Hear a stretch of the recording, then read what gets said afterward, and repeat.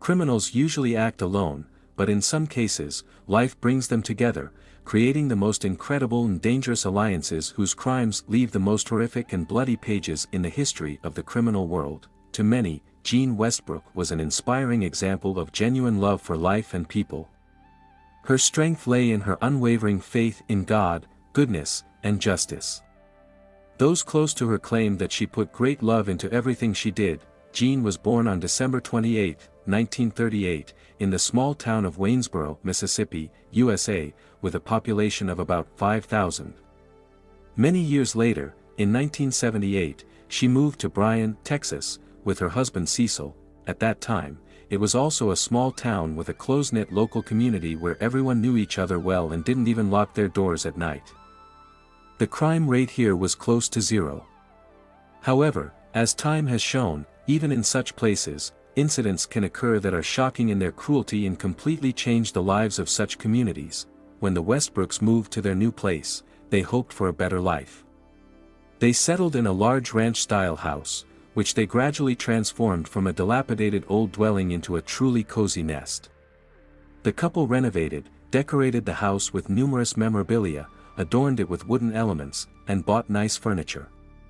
All this transformed the ranch into the realization of the couple's dream. Jean sincerely loved this house and considered the move one of the best decisions of her life. Over the years of married life, the Westbrooks raised 2 sons and a daughter. All of them recalled their parents' relationship as a role model. It seemed that despite decades of living together, they still sincerely loved each other. The couple maintained friendly relations with many neighbors. Everyone considered them reliable people who could be counted on. Immediately after moving, they began to take an active part in the life of the local community. This was especially true of Faith, which for the heroine of the story was one of the key aspects of life. Every Sunday she attended church service and participated in Sunday school classes. In her free time, this woman was engaged in painting and was even a member of an art league. One of Jean's favorite home activities was pottery. The family idyll lasted until the late 90s, when Ada's husband, Cecil, became seriously ill. For over 10 years, his wife cared for him until his death in 2006. Despite the loss of her loved one, which she found difficult to cope with, the woman was not left alone even after that. Her children and grandchildren were close by. Ada continued to remain positive and active, joined a church group for single elderly people, where she not only received support but also provided it to everyone around her. On June 3, 2007, a Sunday, turned out to be a completely ordinary weekend day for Ada Westbrook. As always, immediately after breakfast, she headed to church for the service. Several of her friends suggested having lunch together at a restaurant, but the woman declined the invitation because she planned to cook lunch at home. Returning home, 68-year-old Ada tried to contact her younger son Randy but was unable to reach him. Around 1 p.m., she left him a brief voice message. This was the last time her son heard his mother's voice. After that, no one could reach her. The next day, June 4, 2007, the city's emergency service received a signal from an automatic alarm from Ada's house. 2 police officers responded to this call. In fact, they were convinced that it was just another false call that they simply needed to respond to and return to the station. The thing is, the night before, a powerful thunderstorm had passed, which had disabled the equipment, so automatic alarms had been triggered repeatedly throughout the city. All night they disturbed the work of the police, and the malfunctions continued even in the morning. All these calls turned out to be erroneous, without any signs of trouble or crime. Surprised homeowners let the patrol officers inside, and after a few minutes of checking, they left. Despite the law enforcement officers' confidence that it was another mistake, the call to Ada Westbrook's house looked different. One of the officers who arrived at the scene personally knew Ada. The woman immediately noticed that the owner's car was parked in the driveway near the house, which meant that she should be inside. However, no one answered the knocking on the door and the doorbell. The police officers walked around the house and looked through the window that overlooked the backyard. They saw cheese, chicken, and other foods on the kitchen table. However, Ada herself was nowhere to be seen. She couldn't have gone somewhere far and for a long time, as it was obvious that the woman was just doing household chores. From that moment on, the officer who knew Ada personally had an uneasy feeling. This call was clearly different from all the previous ones. They approached the back door and found that it was unlocked. When the officers entered, they immediately saw 68-year-old Ada lying face down on the floor. Her hair seemed wet, but in fact, it was covered in dried blood. Forensic experts and detectives were called to the scene. The victim was in the living room. Her left hand was clenched into a fist, and her right hand was pressed under her body. At first, law enforcement officers assumed that the woman could have committed. After all, the position of the body resembled a gunshot to the head. However, when Ada was turned over, it turned out that there was no weapon in her hand, nor was it near the body. Detectives considered the version of a murder but could not finally classify the incident due to a lack of information. No signs of a struggle were found. There were no broken windows or doors. Things and furniture inside were in their places. So what happened? This was clearly not a robbery. While the police continued to work in Ada's house, her body was sent for a forensic medical examination in Austin. Suddenly, in the midst of the work of forensic experts at the scene of the probable crime, a car drove up to the house, from which a man ran out. He tried to rush inside, but the officers blocked his way. The man introduced himself as 40-year-old Curtis Westbrook, the deceased's eldest son. He immediately drove to his mother's house as soon as he learned what had happened. The trip took him about 3 hours. By that time, law enforcement officers still could not confidently state what exactly led to Ada's death, although they were leaning towards the version of murder. Curtis had a DNA sample taken and was interviewed to find out the circumstances of the woman's life in the period preceding the tragedy. After performing an autopsy, the forensic medical examiner concluded that Ada's death was indeed the result of murder. As it turned out, she suffered about 25 blows to the head with a blunt object. Most likely, it was some kind of metal object, since fragments of paint and microscopic metal particles were found in some of the wounds. The brutality of the attack was striking in its excessiveness. The elderly woman suffered numerous skull fractures. Even the skin on her head was torn. Of course, these injuries were fatal. However, they were not the only injuries suffered by the victim of the brutal massacre. By all indications, the woman desperately resisted. The medical examiner found many defensive injuries on her hands and upper chest. In addition, the specialist found that the victim had a broken larynx. This indicated that she was strangled, and the killer was probably in a state of rage or under the influence of heavy. The strangest thing was that the attacker continued to strangle the woman even after her death. On June 8 of the same year, Ada was buried in the same church she attended during her lifetime. Hundreds of people attended the ceremony, relatives, friends, and community members who were shocked by what happened. Ada was an extremely kind elderly woman, a sincere Christian, and a loving mother. There could be no question of any of her connections with the criminal world, mental disorders, or other prerequisites for a crime. Pressure was put on the police to find and punish the criminal as soon as possible. After the fears about Ada's violent death were confirmed, detectives returned to her house, which had already been sealed. First of all, they used luminol, a substance that, under ultraviolet light, allows detecting even microscopic traces of blood. This once again emphasized the brutality of the attack. In the dark, the room literally shone from the numerous splashes and drops of blood that flew onto the walls and even the ceiling. Several stains were found in the kitchen, from where they led to the living room.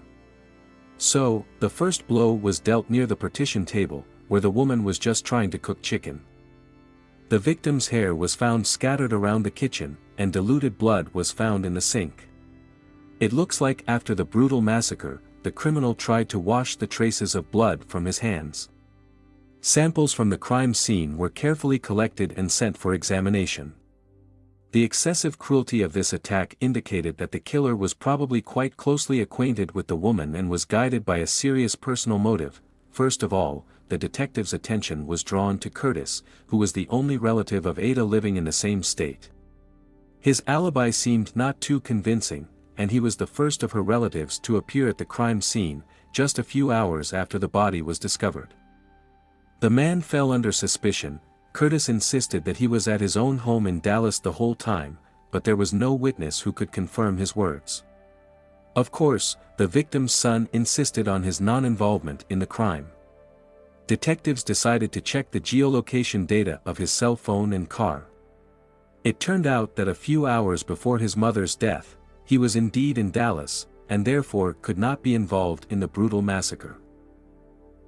After that, the investigators decided to examine the deceased woman's computer. It turned out that recently she had been quite active on the internet, in particular, visiting dating sites. This fact surprised many. Could it be that an elderly woman found her death through the internet? Ada's sons refuted such assumptions. According to them, their mother was quite conservative about modern technology and it was not easy for her. When Curtis last visited her a few days before her death, she could barely cope with email. Therefore, he believed that using a dating site was too difficult a task for her. However, after carefully studying Ada's correspondence, the investigators did not find anything valuable. She did not arrange a meeting with anyone and conducted neutral communication. The forensic expert concluded that very little time had passed between the moment of death and the voice message that Ada left for her younger son around 1 p.m. He was convinced that the woman was killed almost immediately after the call, but no later than 2 p.m. The police questioned the victim's neighbors, but no one noticed anything suspicious. The only family they couldn't talk to were the residents of the house across from Ada, but as it turned out, they had already moved out. Investigators invited the deceased sons to the house, because they had often been here before and could have noticed something unusual. The younger son Randy discovered that the iron rod, which was usually used by his mother to prop open the doors of the kiln for firing ceramic dishes, was missing from the garage. According to the description, this item was similar to the murder weapon. A reddish paint was also noticed on it, particles of which were found during the autopsy of the body. Randy's brother pointed to a similar tool lying next to the toolbox and confirmed that it was a spare item. After analyzing all the information, the detective suggested that such an object could have been used to commit this brutal murder. Ada's sons noticed something unusual. Her bag was not in its usual place in the living room, but in the bedroom by the bed. Looking inside, they found that the wallet was missing. An alarming signal was a message from the bank on the mother's answering machine, which reported suspicious transactions made immediately after her death. Finally, a lead appeared. The perpetrator was using the victim's cards. The credit institution, having learned about the tragedy, willingly met the investigation halfway. Thanks to their cooperation, detectives quickly obtained data on fraudulent payments in the amount of about $1,500. On the night of the murder, the criminal stayed at a motel and visited several stores. Investigators thoroughly checked all locations, talked to staff, and seized video recordings for the relevant time period. The footage showed the same young man accompanied by an older woman. In the end, one of the cashiers recognized the suspect. He turned out to be 19-year-old Christian Olsen. The police visited his parents' house, but according to his mother, the troubled young man had not lived there for a long time. In fact, he had moved to the house across from Ada, where the Lloyd couple lived. All the pieces of the puzzle began to fall into place. Having obtained an arrest warrant, law enforcement officers found that Christian had already disappeared. But soon he was spotted again in a supermarket, traditionally with an adult companion. Both were detained. To the surprise of the investigators, the young man remained calm. It was not the first time he had dealings with the law and knew how to behave. Despite his young age, Olsen's track record included many offenses. However, it was not always like that.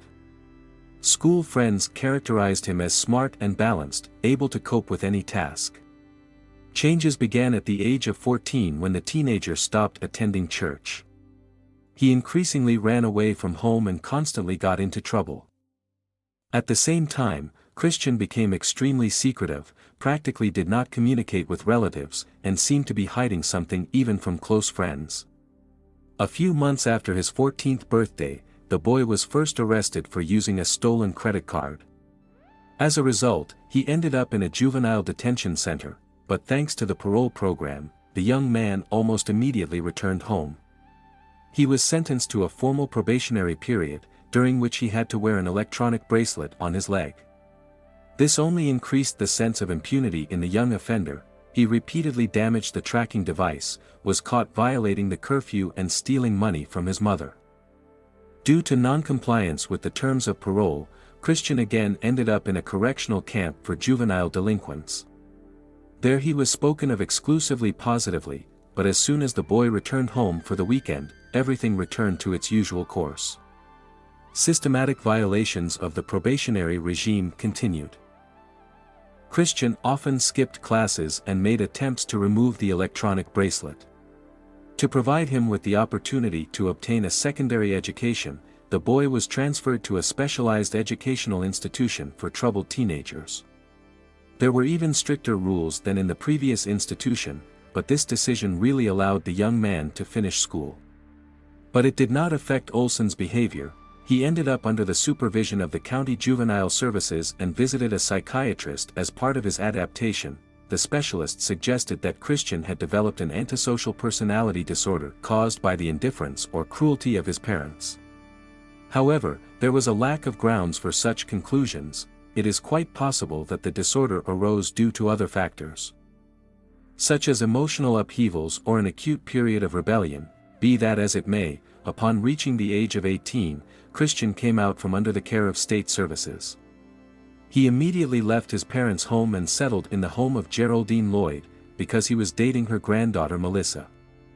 Even after the couple broke up, the boy spent an excessive amount of time with them. Closer to the fatal events, Olsen got a job. And now all these circumstances led the young rebel to the interrogation room. The woman with whom he was recorded by CCTV cameras during the calculations with the killed woman's card was named Kelly Cifuentes. It turned out that she was the mother of Christian's ex-girlfriend, Melissa.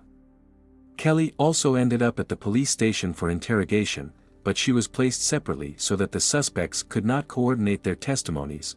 The young man admitted to using other people's credit cards, but stated that he found them in a ditch near the neighbor's house, and had no malicious intent. Christian denied involvement in the murder. Investigators began to put pressure on him, trying to find out for what purpose he was in Ada's home on the day of the murder, and it worked. At some point, the boy burst into tears and admitted that he had taken a person's life, and therefore deserved to spend the rest of his days behind bars. According to Christian, he needed one thing from the elderly woman. He simply broke into her home when the owner was not at home, but suddenly saw through the window that she was returning. The young criminal was afraid that Ada would hand him over to the police, and he would end up in a colony again. Therefore, he grabbed the first thing that came to hand, a metal object, and attacked the neighbor in the kitchen, hitting her on the head. According to the killer, at that moment he seemed to fall out of reality, not realizing anything, and came to his senses only when something crunched in his hands, the victim's throat. Olsen squeezed her with all his might, although it was already obvious that the woman was dead. Ada desperately resisted, so Christian was injured. Realizing what he had done, he took the wallet from the victim's bag. The boy washed the blood in the kitchen sink. His testimony matched the traces found. Fleeing the crime scene, the murderer simply threw away the murder weapon, which, unfortunately, was never found. It seemed to the detectives that during the confession, the young man was repentant, but it was only a momentary impression. Subsequently, the suspect again became terribly cold and insensitive. He did not feel any guilt. The young man was arrested on charges of a particularly brutal murder. Investigators were skeptical about the version of events presented by Christian. It seemed that behind the extraordinary cruelty of the murder was a more powerful motive. In addition, it remained unclear what role the suspect's companion, 38-year-old Kelly Cifuentes, the mother of his ex-girlfriend, could have played in the tragedy. to the surprise of the detectives, the woman claimed that she had no idea about the origin of the bank cards that Christian used and that they belonged to the murdered neighbor. Allegedly, the boy said that they were his parents' cards, so she did not delve into the details. When the detainee was informed about the killer's confession, she seemed to be shocked, but that was only the first impression. Kelly was clearly nervous and behaved as if she knew much more. Unfortunately, at that time there were not enough grounds for her detention. Therefore, the woman was released, but they were in no hurry to cross her off the list of probable accomplices. Instead, the investigators decided to study her personality in more detail. Kelly Cifuentes' childhood and life path seemed quite ordinary. She grew up in a loving family. She met her future husband while still in high school. It was her first love. The young couple quickly got married, and soon their eldest daughter Melissa was born, who had a close, almost friendly relationship with her mother. Kelly enjoyed a happy married life until suddenly everything fell apart. Her husband Felix was accused of harassing a 16-year-old girl. The man ended up behind bars, and the woman filed for divorce. At the same time, the financial situation of the family collapsed. Housewife Kelly was left without a livelihood with 2 children in her arms. She was forced to get a job and move in with her mother, with whom she had a strained relationship. Extremely difficult times came. Many noticed that the woman's psychological state was rapidly deteriorating. It seemed that she wanted to escape from reality and forget herself. Kelly demonstrated extremely infantile behavior. She communicated closely with her daughter's friends, drank in their company, behaved like their peer, and even had an affair with one of them. This is how she met Christian, who was 14 years old at the time. The woman continued to maintain close contact with him even after he broke up with Melissa. Her own daughter considered such communication rather strange, but all the family's acquaintances refrained from categorical judgments. At that time, there was no evidence of an intimate relationship between a teenager and an adult woman. The true nature of their relationship was clarified much later, only in 2009, when Kelly admitted that she really had an intimate relationship with Christian. It all started when the boy was 14, and she was 33. At that time, Christian had already broken up with her daughter, and the woman decided not to miss the chance to get a young lover. It was easy for her to gain the trust of the young man, who willingly agreed to an affair with an adult and experienced person. This period coincided in time with the moment and the boy's relatives began to notice negative changes in his behavior.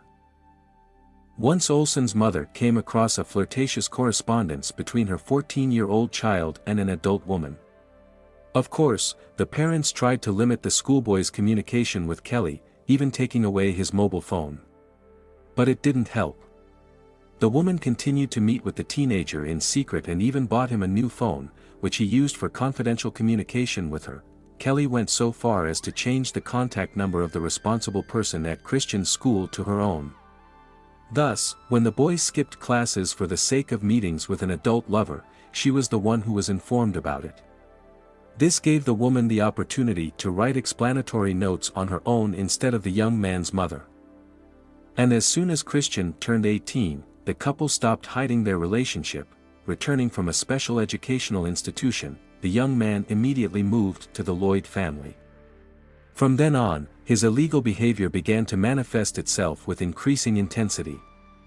In just 3 years, he managed to commit robberies repeatedly, get caught driving without a license, and carry out several financial frauds. By that time, everyone already knew about the connection of this strange couple, but none of the locals expressed condemnation. After all, Christian had already reached the age of majority. In the eyes of many, Kelly was just an ordinary woman who found herself in difficult life circumstances and finally found her happiness. She loved to have fun, dance and attend concerts, and was head over heels in love with a young guy. But her daughters still found it sad to watch their mother's relationship, although she did not care at all about their opinion. Christian's parents desperately tried to remain a part of his life. The mother even brought groceries to the Lloyd's house from time to time, understanding their financial difficulties.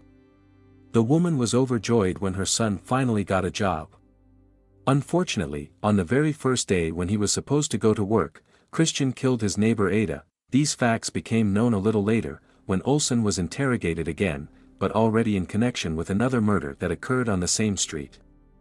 An anonymous call came to the police. An unknown person reported that Geraldine Lloyd, Kelly's mother, was buried in the backyard of her own house. As it turned out, the statement was made by Kelly's ex-husband named Felix.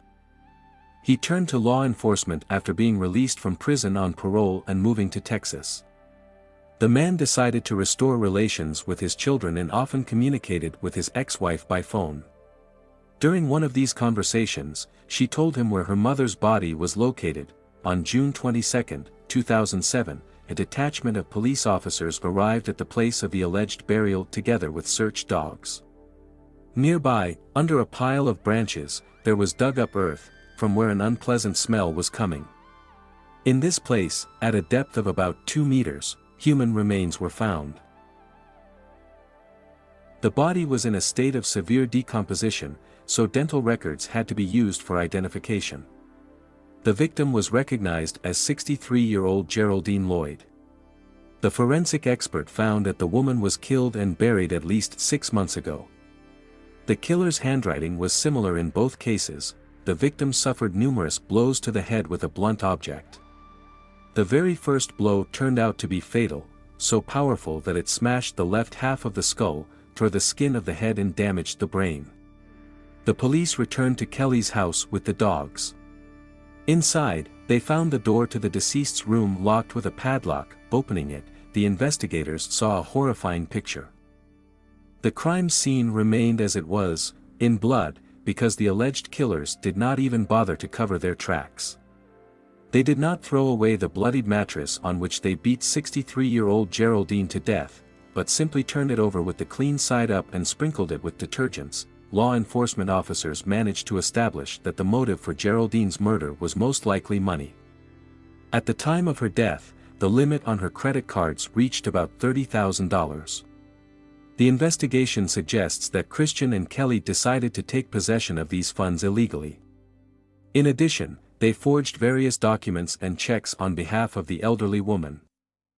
When everything began to be revealed, they simply got rid of Geraldine in order to avoid problems with the law.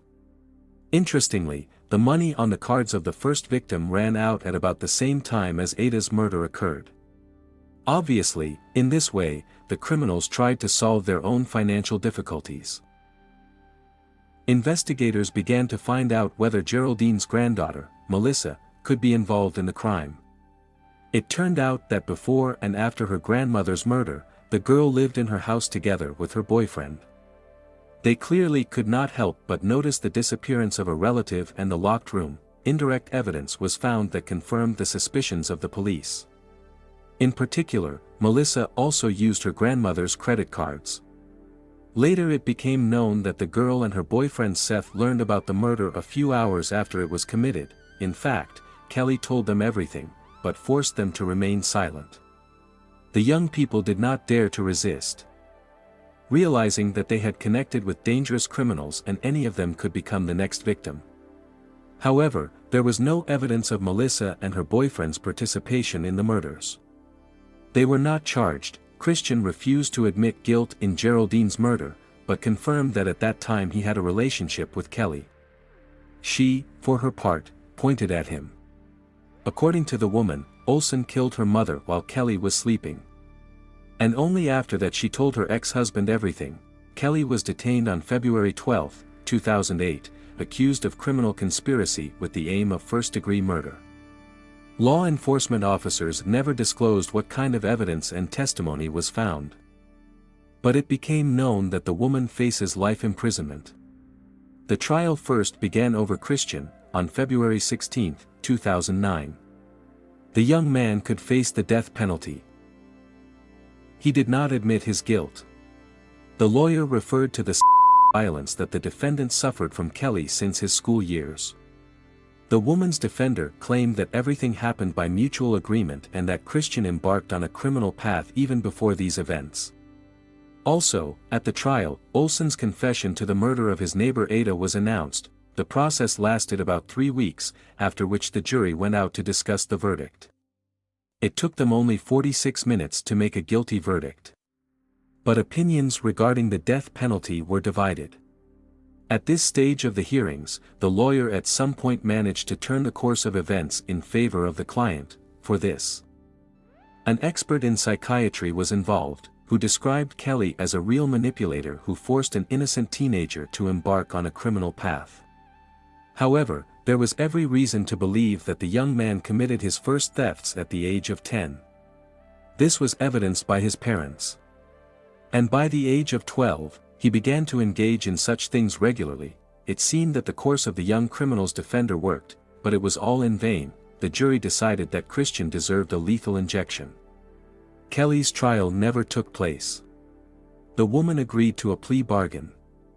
She was sentenced to 30 years in prison for conspiracy with the right to parole after 7 years of serving her sentence. But Kelly was never destined to be released. On May 26, 2015, a year before possible parole, she voluntarily ended her life in prison. The woman was found hanged in a cell where she had been for 2 years. Some believe that she was helped to settle accounts with life. Meanwhile, Christian's lawyers, awaiting the execution of the death sentence, filed numerous appeals. The court rejected almost all of them, until a weighty argument was voiced, the testimony of one person who was not allowed to speak at the first hearings. A new trial was scheduled. The jury in the updated composition listened to the arguments of the testimony, who claimed that Kelly not only inclined her boyfriend to murder, but also provoked his dependence on substances from the age of 16. As a result, the death sentence was cancelled. On February 2, 2016, Christian Olsen was sentenced to life imprisonment without the right to parole. Love can cloud judgment, and sometimes mistakes made in the heat of passion can push away the person you love. This is exactly what happened in the life of the heroine of our story today. However, in this case, things went so far that it ultimately cost someone their life. Savannah Anderson was born on December 6, 1956, in the town of Oak Erie, St. Louis, Minnesota, USA. She was the only child in the family, so both parents surrounded her with extraordinary care and attention. There was a special bond between them that did not weaken over the years. Savannah's childhood years passed without much upheaval. The girl grew up calm, intelligent and judicious, kind and fair. She was far from any manifestations of cruelty. However, despite the outward idol, when Savannah was still in school, her parents decided to divorce. The girl stayed to live with her mother, and they moved together to Salt Lake City, Utah. When our heroine turned 22, she decided to move again, this time to Irvine, California. Savannah had always been remarkably independent, and this step only emphasized this trait of hers. The girl aspired to succeed in her career, so without hesitation, she packed her things and set off for the new city. There she rented an apartment and immediately found a job as a secretary at a bank. At the same time, Savannah studied to further develop in her chosen field. From her first days in the new place, Savannah demonstrated extraordinary zeal and quickly surrounded herself with a wide circle of friends. She was a bright, attractive and energetic girl. At the same time, she did not belong to the kind of people who constantly seek attention to their person. Savannah remained quite secretive and did not like to dedicate outsiders into the details of her personal life. Approximately 3 months after moving, Savannah met a guy named Bill Mills. Their relationship immediately became very serious. The girl repeatedly confessed to her relatives that she was truly in love. The intentions of her chosen one were also far from frivolity. They often discussed the future wedding, starting a family and having children. However, first the lovers sought to firmly stand on their feet, get a decent education in high positions at work, and settle their own housing. Both worked in the banking sector, which only strengthened their affinity. On May 14, 1979, around 6 p.m., our heroine's boyfriend came to her residential complex, hoping to meet his beloved. At that time, Savannah had already been renting an apartment in the Woodbridge Apartments for a month and a half. Bill knocked on the door, but no one answered. He didn't get too worried, assuming that the girl probably hadn't managed to return from work yet, maybe she was delayed or had some urgent business. Therefore, He decided to return to his place and wait for a call from Savannah. In those days, mobile communications did not yet exist, so Bill had to constantly stay near the home phone in order not to miss a call from his beloved. Over the next hour and a half, he called her every 10 to 15 minutes, trying not to miss the moment when she returned home. Anxiety increased with every minute, because Savannah had always been punctual and responsible, and there was still no call from her. The lovers had agreed to meet in advance. So this situation seemed extremely strange. The girl did not answer calls until 7:30 p.m., when the worried young man finally decided to call the 911 rescue service with a request to check if everything was all right with his beloved. By that time, Bill was already seriously worried, because he knew that in recent days Savannah had been feeling unwell. So he assumed that her inability to answer the call or open the door could be related to the deterioration of her health. Perhaps the girl needed help. When the police arrived at the scene, they found not only Bill near the apartment, but also another person, Ken Bergen's son, our heroine's boss. He also decided to visit the girl to make sure she was okay. The man appeared at the specified address immediately after the end of his work shift, literally a few minutes before the arrival of law enforcement officers. Savannah was supposed to come to work that day, May 14th, but she never showed up. This caused great concern among colleagues. Everyone was puzzled by the atypical behavior of the usually responsible girl and the lack of any contact with her. Employees and management tried to call Savannah throughout the day, but no one managed to find out what happened, or get even some information. This was clearly not like the girl, because she not only never missed work shifts, but also always warned if for some reason she was late or faced certain difficulties. That is why Ken Bergen's son personally went to Savannah's apartment to make sure she was all right. By that time it was already dark, so the law enforcement officers who arrived at the scene tried to illuminate the windows with flashlights, but did not notice anything suspicious. No one responded to the knocking on the door either. Fortunately, one of the officers managed to notice that one of the apartment windows was not closed. The policeman managed to get inside through it, after which he opened the door from the inside, letting colleagues in. Once in the bedroom, law enforcement officers saw a horrifying picture. The room was literally swimming in blood. Blood spatters covered the walls and ceiling, and the bedding was soaked through with red liquid. And in the middle of this nightmare, on the bed lay the mutilated body of Savannah with no signs of life. The girl's face was covered with a towel that hid her horribly beaten head, covered in bruises. Despite the fact that the girl had obviously become the victim of a brutal attack, she was recognized almost immediately. There was no doubt that 22-year-old Savannah was mercilessly beaten before being deprived of life. The police immediately noted that the towel found on the face of the deceased could become a valuable clue. It was quite likely that the attacker was well acquainted with the girl or even had warm feelings for her. Probably, that is why he decided to cover her bloodied face, as if trying to depersonalize his victim. Perhaps in this way the killer, in his sick mind, tried to calm the victim, ease her suffering, distance himself from the terrible reality of what he had done. Such behavior is quite typical for criminals who cannot force themselves to look at the horrific consequences of their own actions. Another strange detail that caught the attention of the police was the large number of jewelry on the body of the deceased. On Savannah's neck, a pendant was found, with the clasp located in front, not in the back, as usual. The girl's wrists were adorned with several bracelets, a watch, and numerous rings. The number of accessories was clearly excessive. Experienced investigators suggested that all these jewelry could have been hastily put on the girl after her death. But it remained unclear why the killer needed to do this. The next interesting fact was the signs that the victim's body was probably washed after the attack. Bloody drag marks indicated that Savannah had been moved around the apartment. However, no traces of blood were found in the bathroom or sink. Instead, the entire apartment was literally dotted with similar stains. However, Savannah herself looked too clean. All this did not at all fit with the large number of injuries from blows with a blunt object and the prolonged brutal beating that the girl had suffered. The totality of the evidence found suggested that the criminal could have been obsessed with Savannah. The apartment door was not broken, so the girl herself let the killer into her home. Or he got inside through the window. At first glance, nothing of value disappeared from the apartment. On the contrary, the jewelry remained on the body. So the version of the robbery had to be discarded.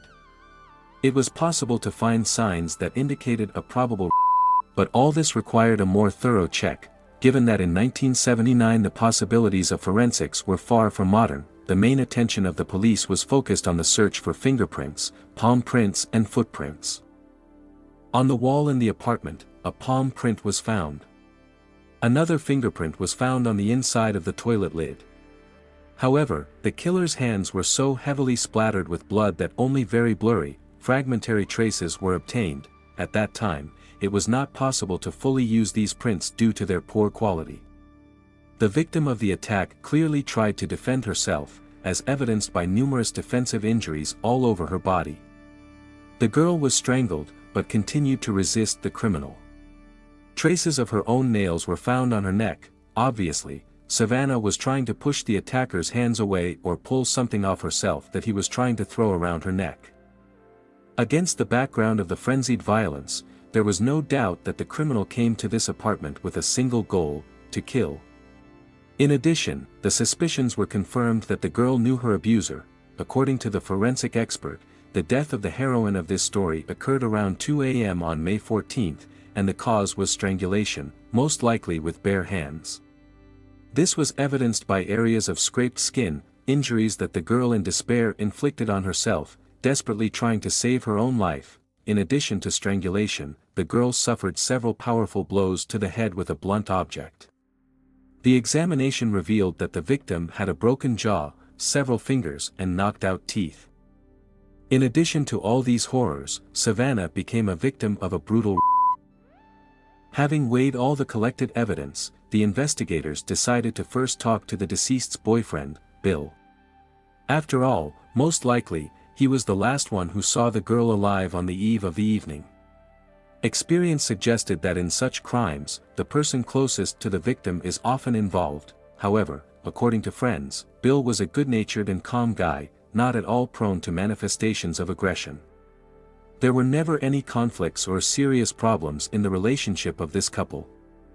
During the interrogation, the young man said that he had been dating Savannah for about 3 months.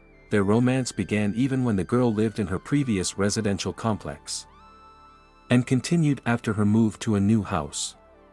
In this apartment, Savannah lived for only a month and a half and barely had time to get acquainted with the closest neighbors. As it turned out, Bill last saw his girlfriend on May 13. They spent a cozy evening together, relaxing and enjoying each other's company. Around 10 p.m., the guy left, because both of them needed to get up early for work the next morning. The lovers agreed to meet again on May 14 at 6 p.m. However, Savannah never got in touch again. All this time, Bill's behavior corresponded to the image of a grieving young man who sincerely and deeply experienced the loss of his beloved. The detectives had almost no doubts about his non-involvement. From the very beginning of the investigation, Bill expressed a sincere desire to assist the police in every possible way. The only exception was his refusal to undergo a lie detector test, which was done on the advice of a lawyer. Both motivated this decision by the low accuracy of this technique. Despite some suspicion of such a step, the police practically had no doubt about Bill's non-involvement in this terrible crime. At least it was obvious that Savannah desperately resisted her attacker. Such a number of defensive wounds were found on her body that the criminal simply could not remain unscathed. The absence of any bodily injuries in the deceased's boyfriend convinced the detectives of his innocence, so Bill was released for the period of the examination of fingerprints and palm prints found at the crime scene. In those days, such studies took much longer than now. It was planned that all the necessary tests would take at least a few weeks. The next person who attracted the close attention of the investigators was the direct supervisor of the victim, Ken Bergenson. During the interrogation, the man admitted that he had met Savannah not so long ago, namely after her employment at the bank. According to Ken, a warm, almost family relationship developed between them. He treated the girl like his own daughter, and even helped her move to a new apartment. they often communicated at work and could sometimes have a drink together after the workday. But, as Ken assured, their communication never went beyond the limits of ordinary friendship. In addition, the man was married, and his wife fully confirmed Bergenson's words. No traces of a struggle or defensive wounds were found on Ken's body either, which Savannah would inevitably have inflicted on him if he had been the killer. Just in case, Bergenson's fingerprints and palm prints were taken and sent for examination. After that, the investigators were forced to let the man go. In fact, this exhausted the list of suspects.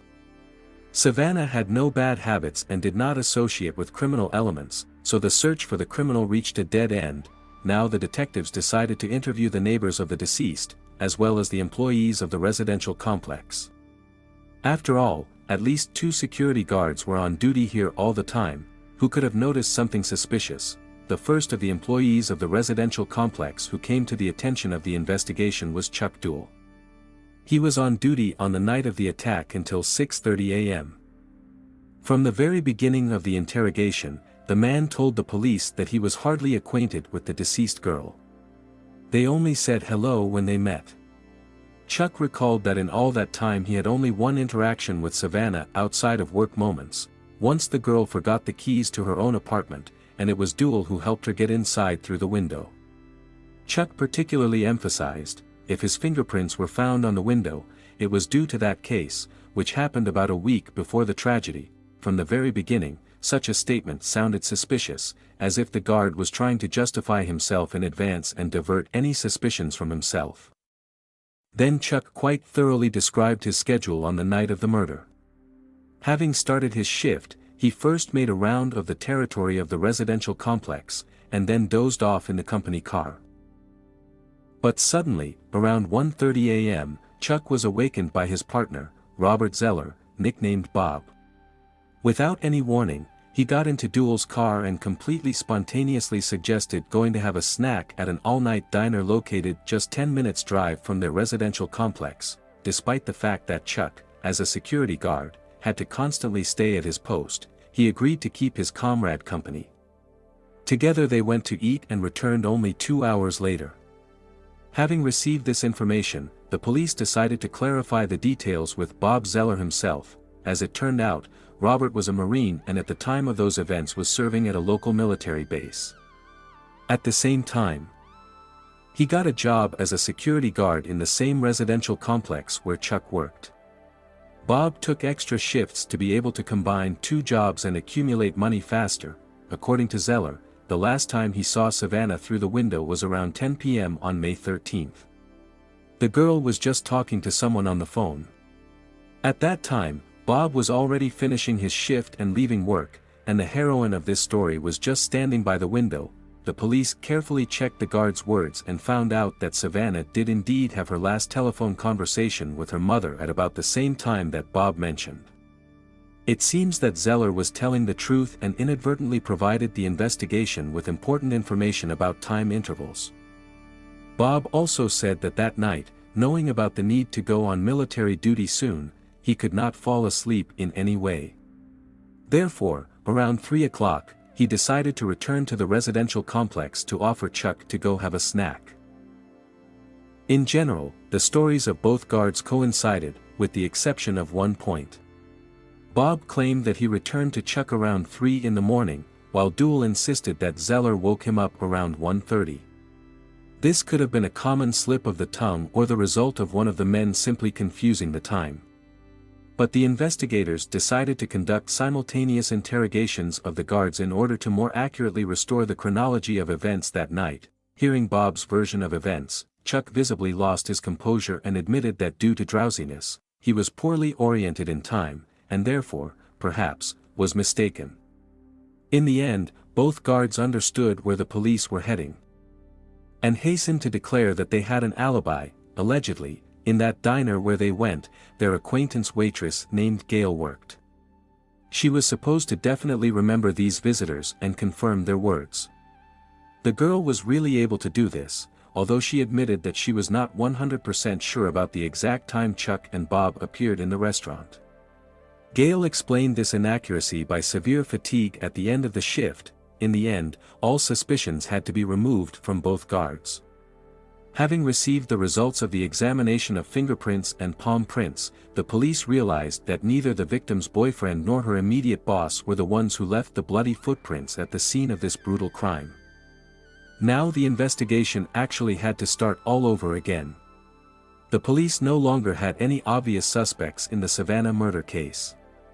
Therefore, law enforcement officers decided to consider the probable connection of this crime with the activities of a serial killer.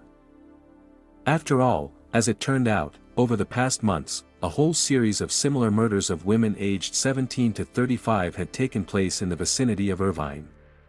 Savannah seemed to fit perfectly into this series of victims.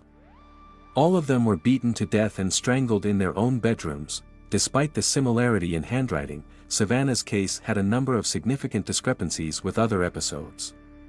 In particular, for some reason, the killer covered the girl's face with a towel, and also adorned the body with jewelry and washed it. All this did not at all correspond to the typical handwriting of the maniac, whom the press dubbed the bedroom killer. This nickname was established for the criminal in the media due to the fact that the bodies of all his victims were found in their beds. Experts carefully checked and compared the fingerprints removed from the crime scenes, but in Savannah's case, no matches were found. It became increasingly obvious that the girl's death did not fit into the series of previous murders. Probably, Savannah's real killer tried to deliberately imitate the style of the bedroom maniac, in order to lead the investigation astray and shift the blame onto a serial criminal. However, these attempts were unsuccessful. The detectives were convinced that Savannah personally knew her killer. This was evidenced at least by the presence of a towel on the face of the deceased. So law enforcement officers continued to carefully study the girl's immediate environment in search of the perpetrator. The investigation dragged on for long months and years. 5 years had passed since the moment of the murder, and the crime still remained unsolved. It seemed that the investigation had reached a complete dead end. During all this time, not a single new clue had appeared. The situation began to change when a new detective came to the police station and decided to take a fresh look at the Savannah murder case. He immediately dismissed the version about the involvement of a serial killer and instead focused on the security guards of the residential complex, whose testimonies were extremely contradictory and suspicious. The new investigator suggested that the girl's murder was more likely a spontaneous crime than the result of someone's plans. In his opinion, the person who committed this terrible act felt deep remorse. This could explain the attempts to wash the victim's body, decorate it, and cover the face with a towel. The detective decided to start re-interrogations with Chuck Duell. He was asked to recreate the events of that fatal evening once again. When Savannah's life was cut short, Chuck repeated his previous story, but this time there were some discrepancies and new details in it. In particular, the guard recalled that when he, having started his shift, made a round of the territory and dozed in the company car, Bob Zeller sat down next to him. Interestingly, Chuck's partner was not wearing a uniform shirt, but an ordinary t-shirt. In addition, Duell now suddenly began to insist that he and Bob had never been close friends. It turns out that before that memorable night, they had never spent time together and did not go to any recreation facilities or bars. Chuck admitted that it was the first time, and he agreed to his partner's proposal only because it was calm around the residential complex, and he himself was very hungry. Another important detail that Duell recalled this time was Robert's attitude toward Savannah. According to Chuck, once Bob confessed to him that he was not indifferent to the girl, because she always smiled at him amiably. Zeller allegedly even intended to propose to Savannah to date and enter into an intimate relationship. At the same time, Bob knew perfectly well that the girl had a boyfriend, but this did not stop him at all. He was determined to approach Savannah and frankly express his feelings. Zeller repeatedly stated that he did not care what this would lead to, but he felt that he simply had to confess his love to the girl. Chuck understood that there was nothing and could not be anything between Bob and Savannah. The girl just politely smiled when meeting, as befits a well-mannered person. This did not at all mean that she somehow particularly sympathized with Zeller. Savannah was naturally cheerful and benevolent, so she treated everyone equally amiably. these new details that surfaced during the reinterrogations seemed extremely suspicious to the detectives. Something in Chuck's story clearly did not add up, especially his assertion about the lack of friendly relations between the guards. But they spent time together at a diner at least once and even talked about quite personal topics. It turns out that they were by no means barely acquainted, as Duell now presented it. It seemed that the probable criminal deliberately added details to his story that were supposed to divert all suspicions to Bob Zeller. But was it the truth, or was the real killer just trying to shift the blame onto an innocent person? Chuck himself insisted that during the first interrogations he simply forgot to mention these details, and now they suddenly surfaced in his memory. Allegedly, he kept scrolling through the events of that evening in his head, trying to get to the truth and understand what really happened then. However, Duell could not explain why he himself did not contact the police and did not tell all this before, as soon as he remembered. And instead he decided to reveal new details only after the investigators again visited him with another portion of questions. After that, the detectives decided to kill two birds with one stone. They had almost no doubt that one of the security guards of the residential complex was involved in the murder of Savannah. So the palm prints of both suspects, both Chuck and Bob, were urgently sent to the laboratory for examination. Thanks to the progress in forensic technologies, the identification of materials found at the crime scene, and their comparison with data accumulated over many years of investigations of similar events, took only one day. Up to this point, the criminal's fingerprint left on the toilet lid was so contaminated with blood that it could not be read and identified. However, the latest digital analysis technique made it possible to perfectly process the trace. Tests confirmed that the bloody print belonged to Bob, the guard of the residential complex. Investigators were able to identify 24 points of coincidence between the print and the suspect's palm. At that time, Robert Zeller lived in his own trailer in the city of Brea, California. In the 5 years that had passed since the crime, he managed to get married and become a father. His life was full of ups and downs. The man barely made ends meet, trying to provide for his family, and struggled with bad habits. During the interrogation, Robert repeated the same story that he had told 5 years ago, denying any involvement in the murder. However, the longer the communication with the investigators lasted, the more the suspect became nervous, made mistakes and contradicted himself. The police pointed out the obvious discrepancies in his testimony, under the pressure of irrefutable evidence, which were his fingerprints. Bob began to lose his composure. He was extremely worried and got confused in his own words. Eventually, after several hours of interrogation, the man confessed that he was ready to tell the detectives the truth about the events of that fateful evening. As it turned out, Chuck's story about Bob's feelings for Savannah turned out to be true. The young man in love really was fascinated by the girl at first sight, but for a long time he did not dare to approach and talk to her.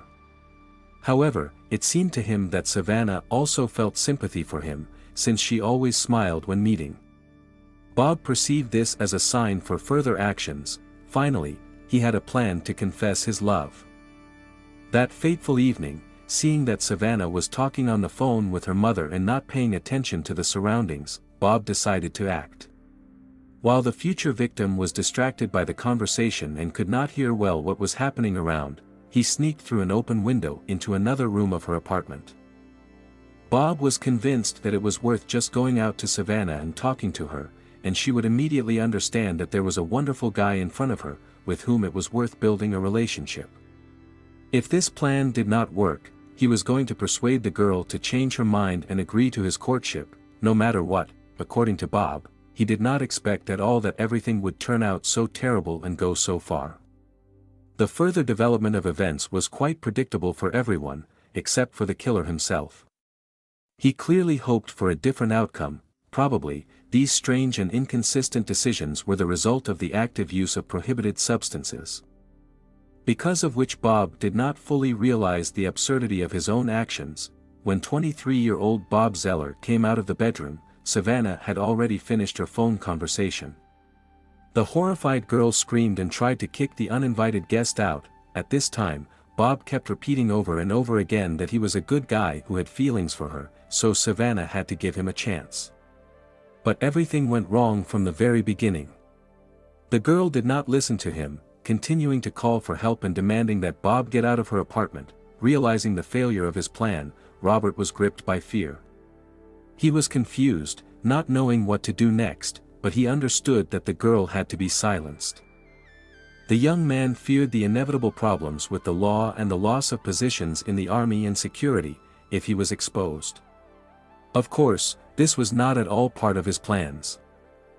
The guard of the residential complex grabbed Savannah and tried to cover her mouth with his hand, but this only made the situation worse. The girl began to struggle, trying to break out of the room and call for help outside the apartment. Without much thought, Bob hit her on the head with a blunt object several times. Savannah lost consciousness and collapsed to the floor. Having lost control of himself, the guy knelt down in front of his victim and strangled her. After that, Robert rushed out of the bedroom. Noticing that Chuck was making a round of the residential complex, Bob was afraid of being exposed for his crime. He quickly took off his bloodied guard uniform, crumpled it in his hands to hide the blood stains, and went home. At home, Robert took a shower, changed clothes and decided to return to the apartment of the deceased. This time he intended to the body in order to finally get what he wanted. To suppress the remnants of his conscience, he took a hefty dose of prohibited substances. Wanting the body to be clean before the abuse, the criminal dragged the dead Savannah into the bathroom and washed her. Then he adorned the girl with all the jewelry he found in the apartment, so that she would appear before him in all her beauty. Having completed his vile deed, Bob tried to slip away unnoticed. It was about 3 in the morning. From afar, he noticed Chuck sitting in his car. Robert assumed that his partner had fallen asleep and did not see him. In order to somehow smooth over the situation, he came up with a plan to offer Chuck to go have a snack. This allowed him to provide himself with an alibi and at the same time provide access to the residential complex to various suspicious persons, in order to later blame them for the murder. In any case, Bob was convinced that no one would suspect a guard. During the first interrogations by the police, Robert deliberately lied about the time of the events in order to confuse the investigation. Fortunately for him, this lie turned out to be unnecessary. Eventually, thanks to the examination, the law enforcement officers had strong evidence against the criminal. On March 29, 1984, 28-year-old Bob was arrested and charged with murder, attempted and abuse of a corpse. Convincing evidence, including a recording of his confession, made it possible to quickly prove his guilt to the jury. However, the criminal's lawyer was not going to give up, because his client was facing the death penalty. The defender claimed that the prosecutor's office did not provide physical evidence that would convincingly indicate whether the was committed before or after the murder. Despite Bob's confession, the lawyer managed to find a loophole in his words and questioned the accusation's version. The lawyer insisted that the main reason for the tragedy was the altered state of Robert's consciousness as a result of use. In addition, Bob worked 2 jobs, was very overworked, suffered from insomnia, which also had a negative effect on his psyche. In such a state, the guard simply could not control himself, which led to terrible consequences.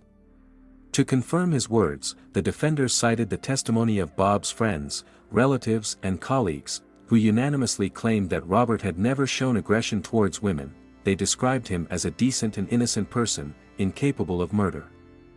Eventually, in order not to delay the trial, the killer was offered a deal with the investigation, and Bob Zeller agreed.